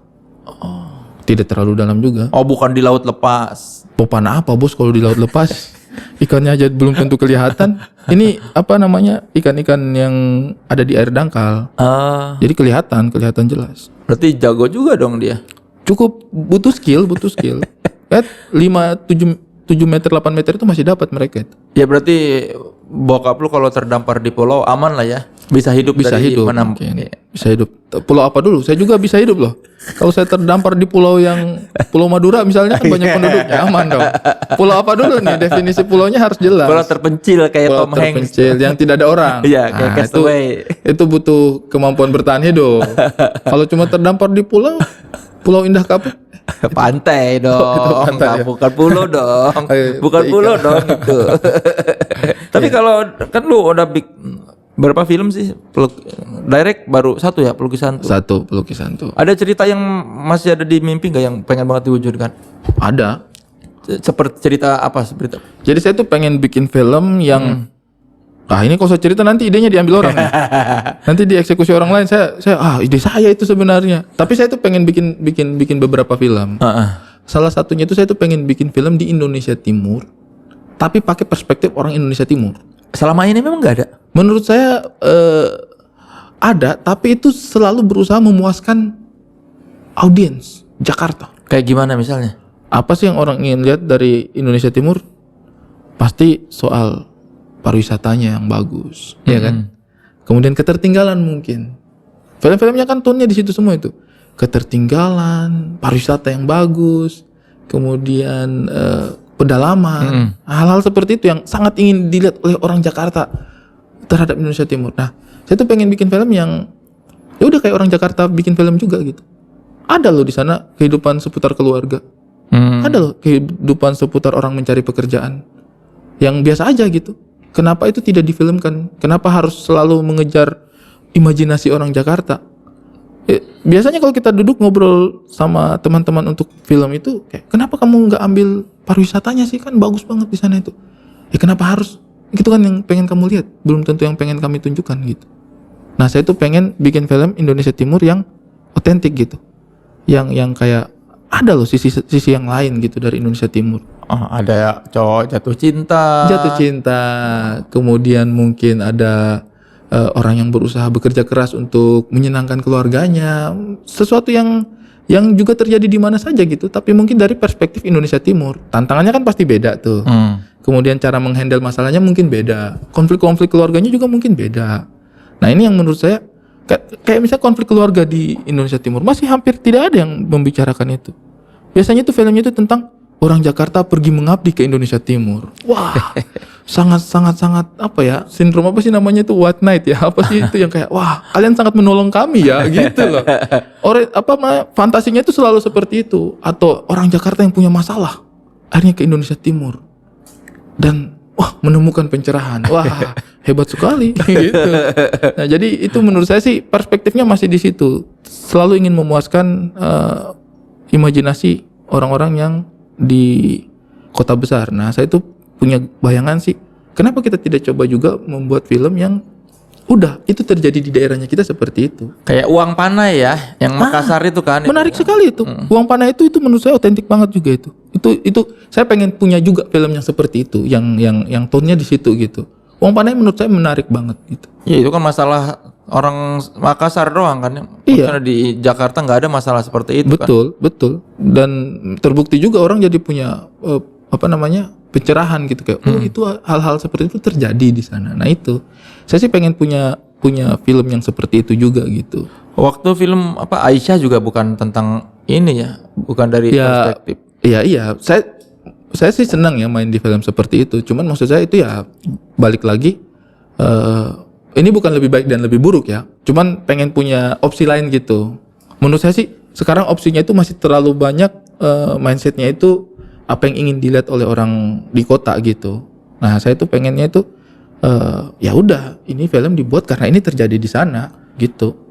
Iya, rasa timurnya biar lebih kental gitu. Iya, mungkin beberapa film sudah mencoba membuat pendekatan itu. Misalnya Beta Maluku. Nah itu menarik banget itu. Sebuah konflik diselesaikan dengan caranya orang-orang sana. Itu menarik banget. Menurut saya itu memperbanyak film-film seperti itu. Nah itu saya tuh pengen bikinnya itu komedi, karena kan saya basicnya komedi gitu. Nah saya tuh pengen bikin kayak Beta Maluku, film yang otentik dari sana, dengan caranya orang sana. Cuma saya pengen bikin film komedinya dan diperankan oleh orang sana. Dulu kan ada apa yang Epen Cupen. Iya, Epen Cupen the movie. Itu udah cukup timur belum? Cukup timur. Nah itu kan yang bikin bukan saya. Nah saya itu pengen bikin juga yang kayak begitu juga. Yang cita rasanya sana. Bukan saya bilang tidak ada ya, masih sedikit opsinya gitu. Dan itu kan biasanya penggagasnya orang-orang sana. Misalnya Uang Panai, yang gagas dari Makassar, sumber dayanya dari Makassar. Kemudian Epen Cupen juga, yang gagas Bang Aco dari Merauke, sumber dayanya juga dari sana gitu. Nah ketika misalnya yang gagas itu dari Jakarta ke sana, itu pasti mindsetnya langsung berubah gitu. Gagasan-gagasan yang tadi itu sulit dikomunikasikan menurut saya ya. Nah saya tuh pengen, ayolah kita bikin juga yang seperti itu. Itu tidak harus, misalnya nih ya, kayak selalu pertanyaan pertamanya itu adalah berapa persen Jakartanya nih. Nah itu kalau kita bilang Jakartanya 30% Pak, 70% di timur. Nah itu sudah mulai agak berat itu. Iya, karena biaya.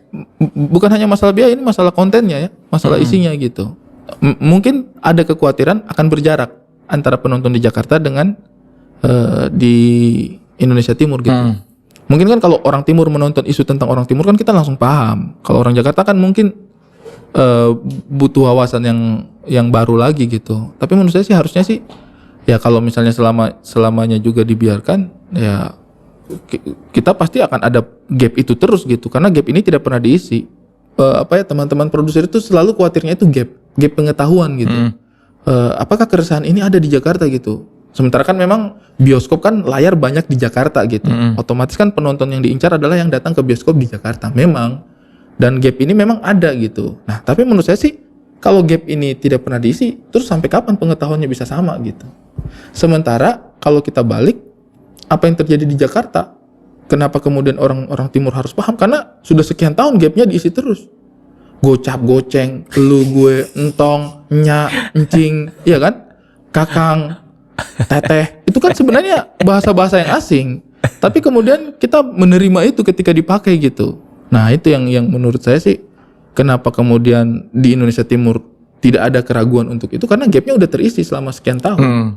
Nah kalau Timur ke Jakarta mungkin memang ada gapnya, tapi kan kalau tidak pernah berusaha diisi orang tidak akan tahu. Berarti usaha-usaha selama ini selalu gitu sama apa mentah di Sampai sekarang sih masih, mungkin juga saya penulisannya mungkin masih belum sekuat itu juga. Tidak selalu karena itu sih. Mungkin apa ya, cara saya mengkomunikasikan gagasannya mungkin yang belum lengkap. Gitu. Saya juga masih belajar gitu bagaimana cara menyampaikan agar gagasannya nyampe gitu. Dan itu sudah pernah dilakukan kan. Epen Cupen sudah melakukan, Beta Maluku sudah melakukan. Jadi mungkin Uang Panai juga sudah melakukan. Jadi mungkin saya pengetahuannya saya yang belum nyampe untuk bisa punya karya seperti itu juga sih. Kalau kemarin rasanya menjadi sutradara layar lebar pertama kali itu apa? Kebetulan kan saya juga yang tulis. Jadi benar-benar imajinasi saya yang kita wujudkan sama-sama dengan teman-teman produser di situ. Senang sekali sih. Sesuatu yang saya lihat di dalam kepalanya saya bisa ditransfer dalam sebuah medium yang kemudian dilihat sama orang lain. Jadi bagaimana hayalannya saya itu menjadi pengetahuannya orang. Itu menyenangkan. Menurut saya menjadi sutradara itu pekerjaan magicnya itu di situ. Kita menghayal nih. Kang Soleh menghayal, saya menghayal. Nah, hayalannya kita ini kan tidak tampak oleh orang lain nih. Teman-teman di sini tidak ada yang tahu apa nih hayalannya saya nih. Kemudian mungkin saya akan cerita, saya tuh punya bayangan ada sosok seperti ini ketemu dengan sosok seperti ini, mereka dialog seperti ini. Tetap belum kebayang gitu. Tapi ketika kita wujudkan dalam bentuk audiovisual film, itu jadi kelihatan gitu.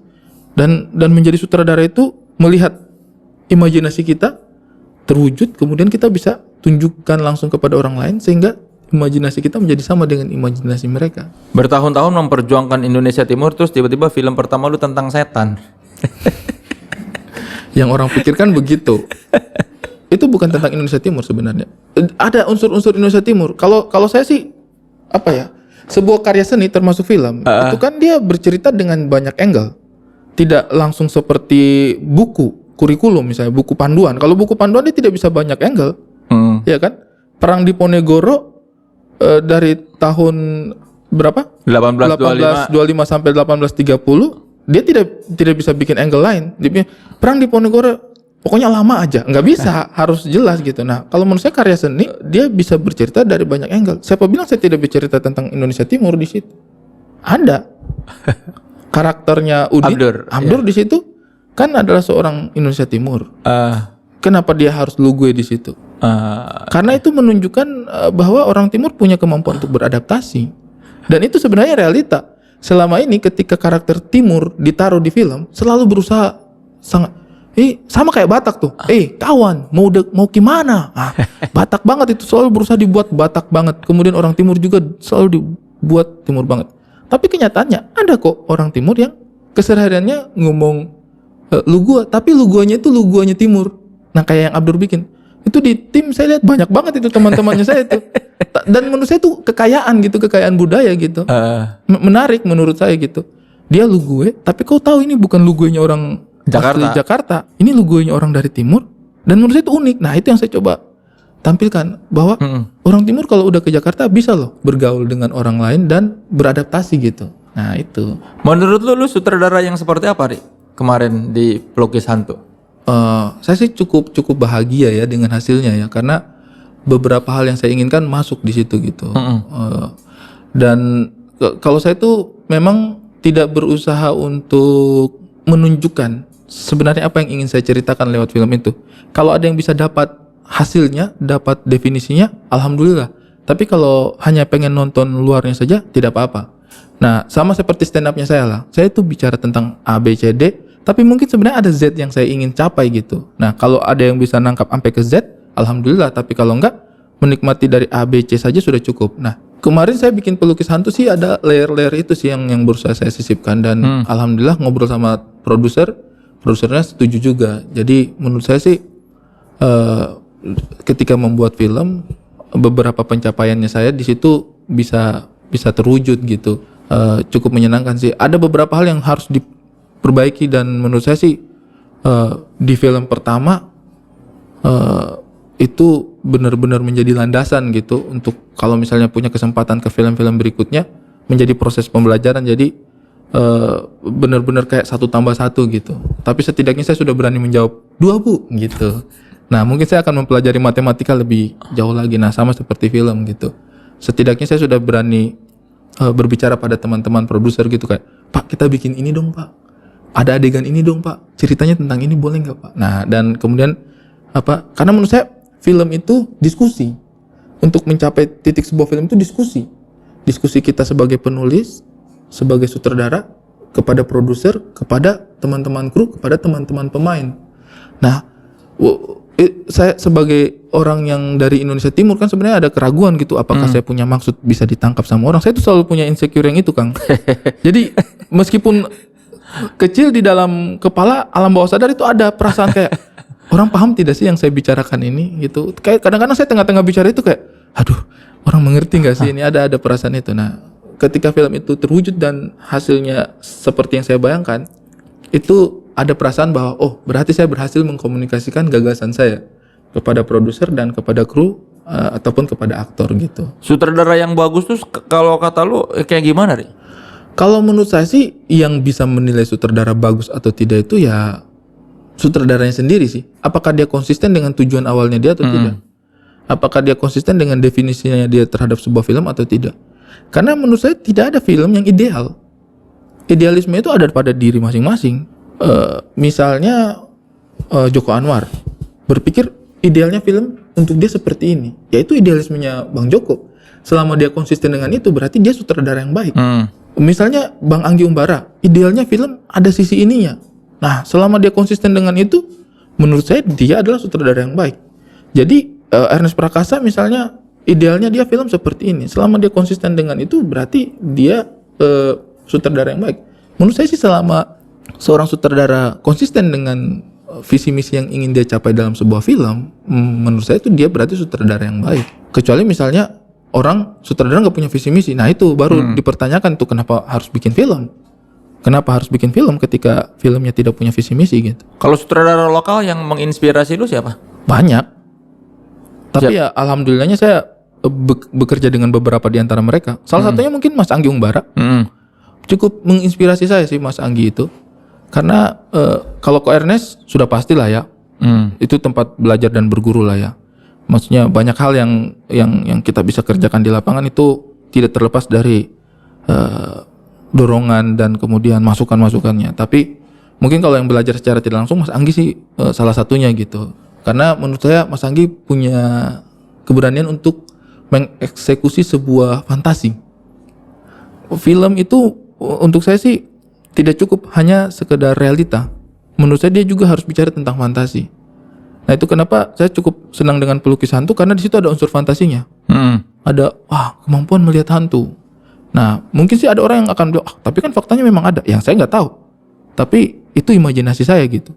Jadi dia menyimpan unsur fantasi. Nah saya tuh melihat itu dari sosok Anggi Umbara. Mas Anggi adalah orang yang bisa membuat buaya menjadi naga. Waduh, dan diterima oleh masyarakat luas gitu kayak, oke, orang ini mengerikan sih. Mas Anggi adalah orang yang bisa membuat orang dicuci otak menjadi perampok. Wah, menurut saya Mas Anggi cukup berani memberi ruang fantasi dalam sebuah film, dan itu untuk saya idealnya seperti itu. Jadi film jangan hanya melulu soal realita, mungkin ada unsur fantasinya. Tapi itu kan saya gitu. Kalau yang lebih suka untuk menjadikan film sebagai ruang berbicara realita juga sah banget gitu, bagus banget gitu. Terus gimana di karir lu sebagai stand up, komedian, komedi konsultan, sutradara, aktor, saling mempengaruhinya tuh dalam hal apa? Sutradara Ya semua yang lu jalanin ini kan dalam kehidupan ini. Iya, bagaimana itu saling mempengaruhinya karir itu? Kalau menurut saya sih benang merahnya itu adalah keresahan. Benar-benar keresahan. Ketika kita memutuskan terjun dalam dunia aktivisme, berarti kita resah terhadap sesuatu. Mungkin ketidakadilan, mungkin masalah HAM dan lain sebagainya ya, yang membuat kita resah. Ketika kita kemudian stand up, juga kita tidak bisa terlepas dari keresahan. Meskipun keresahan itu tipis atau remeh di hadapan orang, tetapi itulah yang menjadi sesuatu hal yang membawa kita ke atas panggung untuk membicarakan sesuatu. Keresahan. Film juga seperti itu, aktor juga seperti itu. Nah, untuk saya pribadi sih menjadi aktor, menjadi sutradara, menjadi penulis, menjadi stand up komedian atau menjadi aktivis, benang merahnya adalah keresahan. Jadi selama saya belum melihat apa yang ingin saya lihat itu terwujud, mungkin selama itu saya akan berbicara melalui medium karyanya saya. Jadi mungkin pemerintah kalau mau memajukan Indonesia Timur, jangan terlalu cepat-cepat. Nanti saya kehabisan bahan. Wah, udah maju banget Indonesia Timur ini. Udah kayak Wakanda nih. Penguasaan teknologi kita sudah banyak sekali nih. Aduh, saya sudah tidak resah lagi nih. Tapi menurut saya sih selama kita masih itulah mungkin itulah ya. Dulu kan kita sering dengar itu, wah dia itu sudah terjebak zona nyaman, ya kan? Dulu sering kita dengar itu, tapi saya juga tidak mengetahui maknanya gitu. Hanya kayak enak diucapkan aja itu. Kamu jangan terbuai, jangan terjebak zona nyaman. Wah, kok keren zona nyaman. Tapi dulu tidak memahami apa maknanya. Nah, makin kesini makin memahami. Oh, ternyata yang dimaksud itu adalah ini. Ketika kita berhenti resah. Ketika kita berhenti resah itu kita bisa jadi tidak punya lagi dorongan untuk membicarakan sesuatu. Kalau kita sudah tidak bisa membicarakan sesuatu, apa yang kita mau bikin? Gitu. Tapi ketika kita berhenti resah, hidup kita bahagia, Ri. Belum tentu. Bisa jadi kita bukannya tidak ada masalah. Tidak mau memikirkan masalah, itu dua hal yang berbeda. Menjadi apatis dengan tidak punya masalah itu dua hal yang berbeda. Bisa saja sebenarnya masalah itu ada di sekitar kita. Kita aja yang berhenti, yang menutup mata, yang menutup telinga, yang menutup mulut untuk itu semua. Kalau untuk saya pribadi sih, keresahan itu penting. Harusnya ya, permasalahan itu pasti tetap ada. Tinggal kita aja yang menentukan batasnya. Apakah ketika ada permasalahan saya menjadi tidak bahagia? Tidak. Untuk saya pribadi sih yang membuat saya bahagia adalah ketika kepedulian saya tidak luntur terhadap sebuah permasalahan. Mungkin saya tidak bisa menjadi solusi, tapi setidaknya saya tahu itu permasalahan. Dan itu yang membuat saya bahagia sebagai manusia. Ketika saya sebagai manusia berhenti peduli, mungkin justru saya tidak akan bahagia. Itu mungkin saya akan. Sungguh mulia teman sekelas. Tapi itu yang saya rasakan sih. Ada nggak satu karir atau profesi yang dari dulu pengen lu lakukan tapi belum kesampaian? Mungkin menjadi seorang ini mungkin ada di hampir pikiran semua anak 90-an ya. Menjadi seorang bintang rock. Saya itu dulu sangat mengidolakan GNR itu, Guns N' Roses itu. Pengen banget saya itu menjadi Slash. Rambutnya saya, makanya saya tuh kalau misalnya lagi mengurai rambut dan orang bilang kayak Slash, itu kebanggaan tersendiri. Kayak memang saya tuh ingin menjadi seperti dia. Mungkin saya tuh ada kalau ditanya ada nggak yang ingin saya lakukan, saya tuh pengen banget main gitar di panggung di hadapan semua orang banyak gitu, kayak wah keren banget orang ini gitu. Tidak menyanyi, saya cukup main gitar aja dan menjadi Slash. Bahkan itu sudah saya impi-impikan gitu. Nanti saya kumpul uang, saya belajar satu lagu, saya bikin konser sendiri sama teman-teman. Yang penting saya bisa main gitarnya. Saya yang main gitarnya ya gitu. Tapi emang lu jago main gitar? Tidak, masalahnya itu. Tidak sejago itu. Bisa. Makanya di dunia ini ada orang mempunyai itu minat dan bakat. Nah, saya itu cuma berhenti di minat. Bakatnya enggak mencukupi. Musik sama olahraga itu minat saya itu tinggi sekali, Kang. Untuk jadi pemain bola timnas Indonesia. Wah, itu ada sekali di dalam hati ini. Untuk bermain musik dan jago banget itu ada sekali, tapi itu cuma berhenti di minat. Saya kerja keras loh untuk itu. Kayak main bola juga sama orang-orang, belajar gitar. Tapi memang tidak selihai itu. Jadi memang belajar serius? Ya cukup serius, waktu SMA cukup serius. Tapi setiap hari sama main gitar. Nggak jago-jago juga? Nggak jago-jago juga, ngulik juga kayak, kayaknya melodinya segini. Tapi ya udah segitu aja begitu. Manusia harus menyadari batasannya. Dan saya menyadari bahwa menjadi seorang musisi dan pemain bola profesional tidak ada sama sekali dalam garis takdir saya. Satu lagu GNR pun gak ada yang bisa. Ada lagu apa? Lagu GNR yang bisa lu kuasai main gitarnya? Apa ya? Mungkin dari katakanlah melodinya itu 20, mungkin saya menguasai 2 gitu. Jadi tidak bisa memainkan lagu itu secara utuh. Jadi ya sudahlah, ini kayaknya sulit banget ini. Sulit banget. Tapi saya belajar gitu kayak don't you cry, ding ding ding ding ding, masih bisa sampai ke situ tuh, ding ding, masih bisa, ding ding. Ah pas melodinya yang rumit itu tuh, hanya bisa bergayanya. Mungkin lip sync kali ya, lip sync. Ngapain lip sync? Kan itu bukan manggung. Itu saya tidak bisa tidak jujur ya. Kalau tidak bisa ya sudahlah, terima. Tapi kalau di luar sana ada yang ingin mewujudkan cita-cita saya, tolonglah bantu. Saya ingin belajar satu lagunya Guns N' Roses lengkap dan manggung satu kali aja dalam hidup ini. Satu kali aja. Udah cukup. Ditonton oleh orang-orang dan mereka bersorak, keren banget. Udah cukup.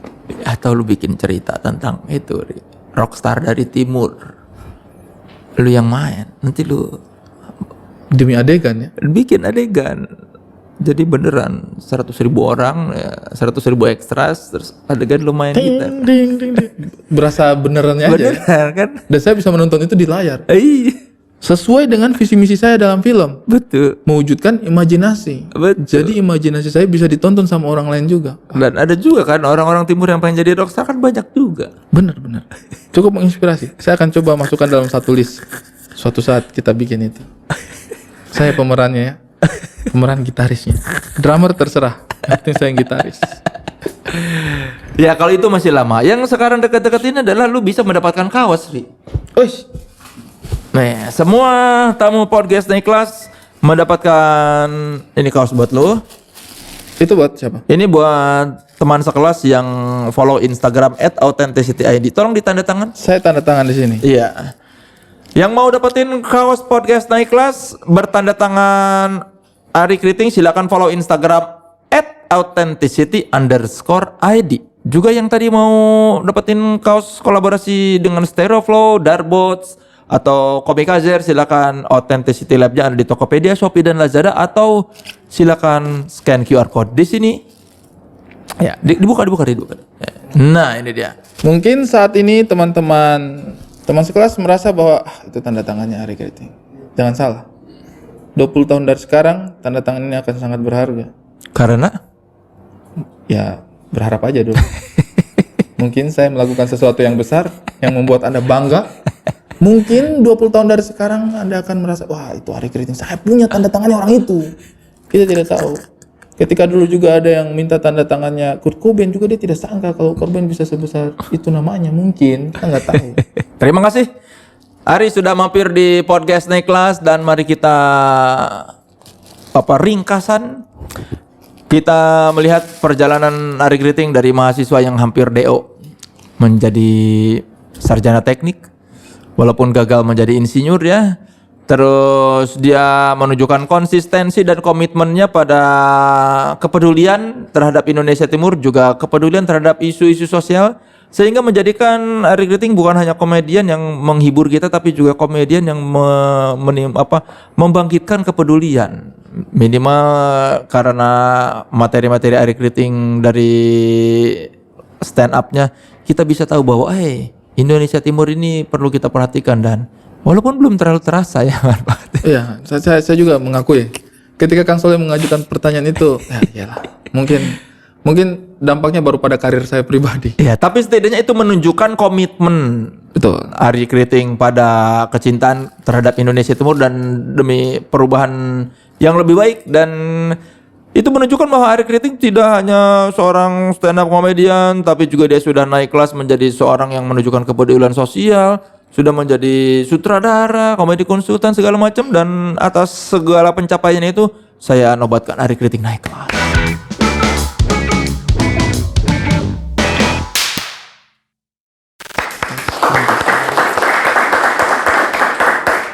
Nanti di akhir acara kita akan melihat penampilan Ari Kriting dengan materi yang tidak diatur. Ya. Biasanya kalau dapat job dari korporat diatur kan? Harus diatur. Iya. Sekarang tidak diatur? Bebas? Asal jangan sara. Berarti diatur. Bebas bertanggung jawab. Terima kasih teman sekelas sudah menyaksikan podcast Naik Kelas. Jangan lupa saksikan terus podcast Naik Kelas, podcastnya mereka yang terus berkomitmen untuk tetap otentik di kanal YouTube yang ini, dengan bintang tamu yang menarik juga di minggu depan. Saya Soleh Solihun.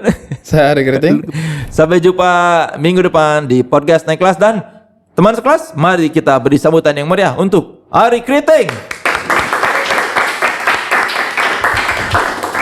Oke, cek. Masuk ya. Halo semuanya. Terima kasih banyak sudah mengundang saya di podcast Naik Kelas ini ya. Salah satu tanda orang itu kehidupannya sudah mulai naik kelas itu adalah mempunyai hobi. Kalau menurut saya, mempunyai hobi. Karena kalau orang belum naik kelas, mungkin dia masih fokus dengan kehidupan yang mendasar, tidak akan terpikir untuk melakukan hobi. Tapi kalau saya boleh bilang sih, hobi itu pilih yang wajar-wajar aja lah dilaksanakan sebagai hobi. Karena saya pernah ketemu, saya punya teman, dia punya hobi itu agak aneh menurut saya. Dia itu pekerjaannya sebagai ojek online. Tapi dia itu sengaja tidak narik hari Minggu. Karena dia itu mau riding. Katanya dia hobinya dia itu riding. Maksud saya, Anda kan sehari-hari bawa motor keliling kota gitu. Kenapa di saat libur melakukan hal yang sama lagi? Apa menariknya gitu? Pilih hobi yang lain lah. Maksudnya yang di luar rutinitas. Menurut saya hobi itu syaratnya harus di luar rutinitas. Ketika teman saya tadi ini ojek online, kemudian dalam masa-masa libur dia juga bawa motor keliling-keliling kota, apa bedanya dengan rutinitas Anda tiap hari gitu? Apa bedanya gitu? Saya jadi membayangkan, tidak mungkin di luar sana juga ada katakanlah buruh pikul di pelabuhan. Pada saat dia libur, kerjaannya dia melakukan hobinya yaitu fitness. Apa kurang berat beban Anda selama ini? Barang-barang yang di pelabuhan kurang banyak, jadi harus pikul-pikul lagi fitness itu. Ini orang, kalau saya rasa sih harus mempelajari dulu, syarat mutlak adalah hobi adalah di luar rutinitas. Nah, itu mungkin yang pertama ya. Jadi kalau mau naik kelas harus punya hobi yang di luar rutinitas. Terus saya ini kan selalu konsisten menyuarakan isu-isu Indonesia Timur. Karena sampai sekarang saya itu tetap merasa bahwa orang-orang itu masih kadang-kadang tidak berlaku adil kepada orang Timur. Ekspektasinya itu agak suka ketinggian. Dulu itu saya selalu bilang bahwa kalau kalian membayangkan kalian punya teman orang Timur, berjalan 5 orang, 4 bukan orang Timur, 1 orang Timur, terus di jalanan ketemu berkelahi, baku tumbuk dengan orang, siapa yang disuruh maju? Pasti orang Timur, ya kan? Abang maju, ya kan? Itu ekspektasi yang sangat tinggi. Atau misalnya main bola 10 orang, 9 bukan orang Timur, 1 orang Timur, 11 orang kan, tapi yang 1 sudah pasti jadi kiper. Yang main di lapangan 10 orang, 9 bukan orang Timur, 1 orang Timur. Kira-kira siapa yang disuruh jadi penyerang? Pasti orang Timur. Mau dia serang gawang, serang pemain, terserah. Yang pasti dia posisinya penyerang, ya. Itu menurut saya ekspektasi yang berlebihan untuk orang Timur, beban sekali itu. Karena kalau kalian pelajari 5 besar peringkat gizi buruk, itu semuanya 5 tertinggi Indonesia Timur, kawasan Indonesia Timur. Ini logikanya dari mana? Kita yang kurang gizi, tapi kita yang harus kuat berkelahi. Kita yang kurang gizi, tapi kita yang harus kuat lari. Nah, makanya itu di kemudian hari saya himbau kepada saudara-saudara saya orang Timur, ketika kalian jalan dalam sebuah rombongan, kemudian ada permasalahan mau baku pukul, pas disuruh maju, Pace, maju, tolak, jangan mau. Sorry, kami kurang gizi. Jangan mau. Kasih tahu dia begitu, jangan mau berkelahi ya. Dan ini saya pikir selama ini sudah berhenti gitu, tapi sebenarnya itu masih juga saya alami. Dan itu saya alami sendiri. Beberapa bulan yang lalu, saya punya manajer, serempetan sama orang di jalan. Ribut satu sama lain. Terus dia sempat diacungin celurit. Kau jangan macam-macam ya, diacungin itu. Senjata tajam. Dia mundur. Terus dia telepon saya. Wah, Ri, tadi saya kena masalah. Saya ditodong pakai senjata tajam. Untung tidak ada kau, Ri. Dalam hati saya, kenapa untung tidak ada saya? Kenapa, Bang? Wah, kalau ada kau kan pasti kau hantam orang itu. Abang, maaf ya. Itu orang bawa senjata tajam loh. Berharap saya tiba-tiba emosi maju hantam dia. Enggak juga kayaknya. Kayaknya kalau ada orang datangi saya pakai senjata tajam, saya juga mengambil langkah yang sama dengan abang, menahan diri. Oh ya, sudah. Karena saya ini harus Anda ketahui ya, tolong Anda camkan baik-baik, saya ini orang Timur, bukan orang kebal. Ya? Jadi tolong, ekspektasi Anda terhadap diri saya itu tolong jangan terlalu inilah. Dan salah satunya juga yang membangun imajinasi tentang orang Timur ini adalah media. Karena media itu suka sekali menambah-nambahkan. Kalau ini saya sering baca di media itu, kalau ada kejadian yang melibatkan orang Timur, jelas ditulis itu sekelompok orang Timur. Tapi saya tidak pernah lihat kalau suku lain ditulis sukunya gitu. Tidak pernah, pasti hanya orang Timur saja. Sekelompok pria berbadan gelap disinyalir berasal dari Indonesia Timur. Nah, kalau mau itu tulis oknum orang Timur. Tetap ditulis juga orang Timurnya ya.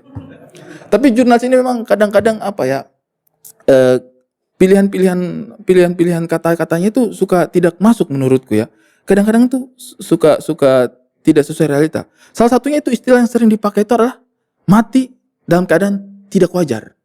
Mati tidak wajar. Nah, ini saya ingin menggugat gitu, kayak kenapa ada istilah mati tidak wajar? Sering kita baca di media itu. Seorang wanita ditemukan mati tidak wajar. Wih, penasaran saya kan. Ada apa ini? Kok mati tidak wajar? Saya buka. Ternyata dia meninggalnya karena gantung diri dan baru ditemukan 2 hari kemudian. Ditulis meninggal tidak wajar. Halo bos, kalau gantung diri 2 hari, meninggal, itu wajar. Wajar banget coy. Wajar banget. Justru tidak wajar kalau dia sudah gantung diri, 2 hari diketemukan masih hidup. Itu tidak wajar. Tolong. Haus. Itu tidak wajar. Kalau gantung diri 2 hari, meninggal, wajar coy. Wajar sekali. Harus dicari itu pilihan kalimat yang lain yang dekat dengan realita gitu. Apakah Anda tidak tahu arti wajar itu apa gitu? Seorang lelaki ditabrak truk, meninggal dalam keadaan tidak wajar. Wajar coy. Ditabrak truk itu meninggal wajar. Kecuali misalnya nih ya, seorang pria ditemukan meninggal tidak wajar. Wish. Pas baca beritanya, kenapa nih dia meninggal tidak wajar? Wah, Bapak A ditemukan meninggal setelah menonton stand up Ari Kriting. Nah, itu tidak wajar. Kenapa? Saya hanya mencoba melucu, kenapa Anda meninggal gitu kan? Mungkin itu bisa dibilang tidak wajar. Tapi kalau gantung diri 2 hari ditemukan meninggal, itu wajar. Kemudian juga kadang-kadang dalam jurnalisme itu kita melihat suka tidak bisa membedakan antara fakta dan opini. Ya. Padahal itu menurut saya penting dalam sebuah penulisan, fakta dan opini itu dibedakan. Contohnya apa? Kemarin saya pernah baca koran juga itu, tulisannya itu sedang asik BAB, Pak Jono temukan granat. Ya, ini kalau kita baca sepintas sepertinya tidak ada yang salah dengan berita ini. Sedang asik BAB, Pak Jono temukan granat. Itu masih ada beritanya di Malang kalau kalian mau cari itu. Sedang asik BAB, Pak Jono temukan granat. Nah, mungkin kalau kita baca sepintas tidak ada yang salah. Tetapi menurut saya jurnalis ini tidak berhasil membedakan antara fakta dan opini. Kita periksa faktanya. Faktanya apa? Yang menemukan Pak Jono. Dia sedang apa? BAB. Yang dia temukan apa? Granat.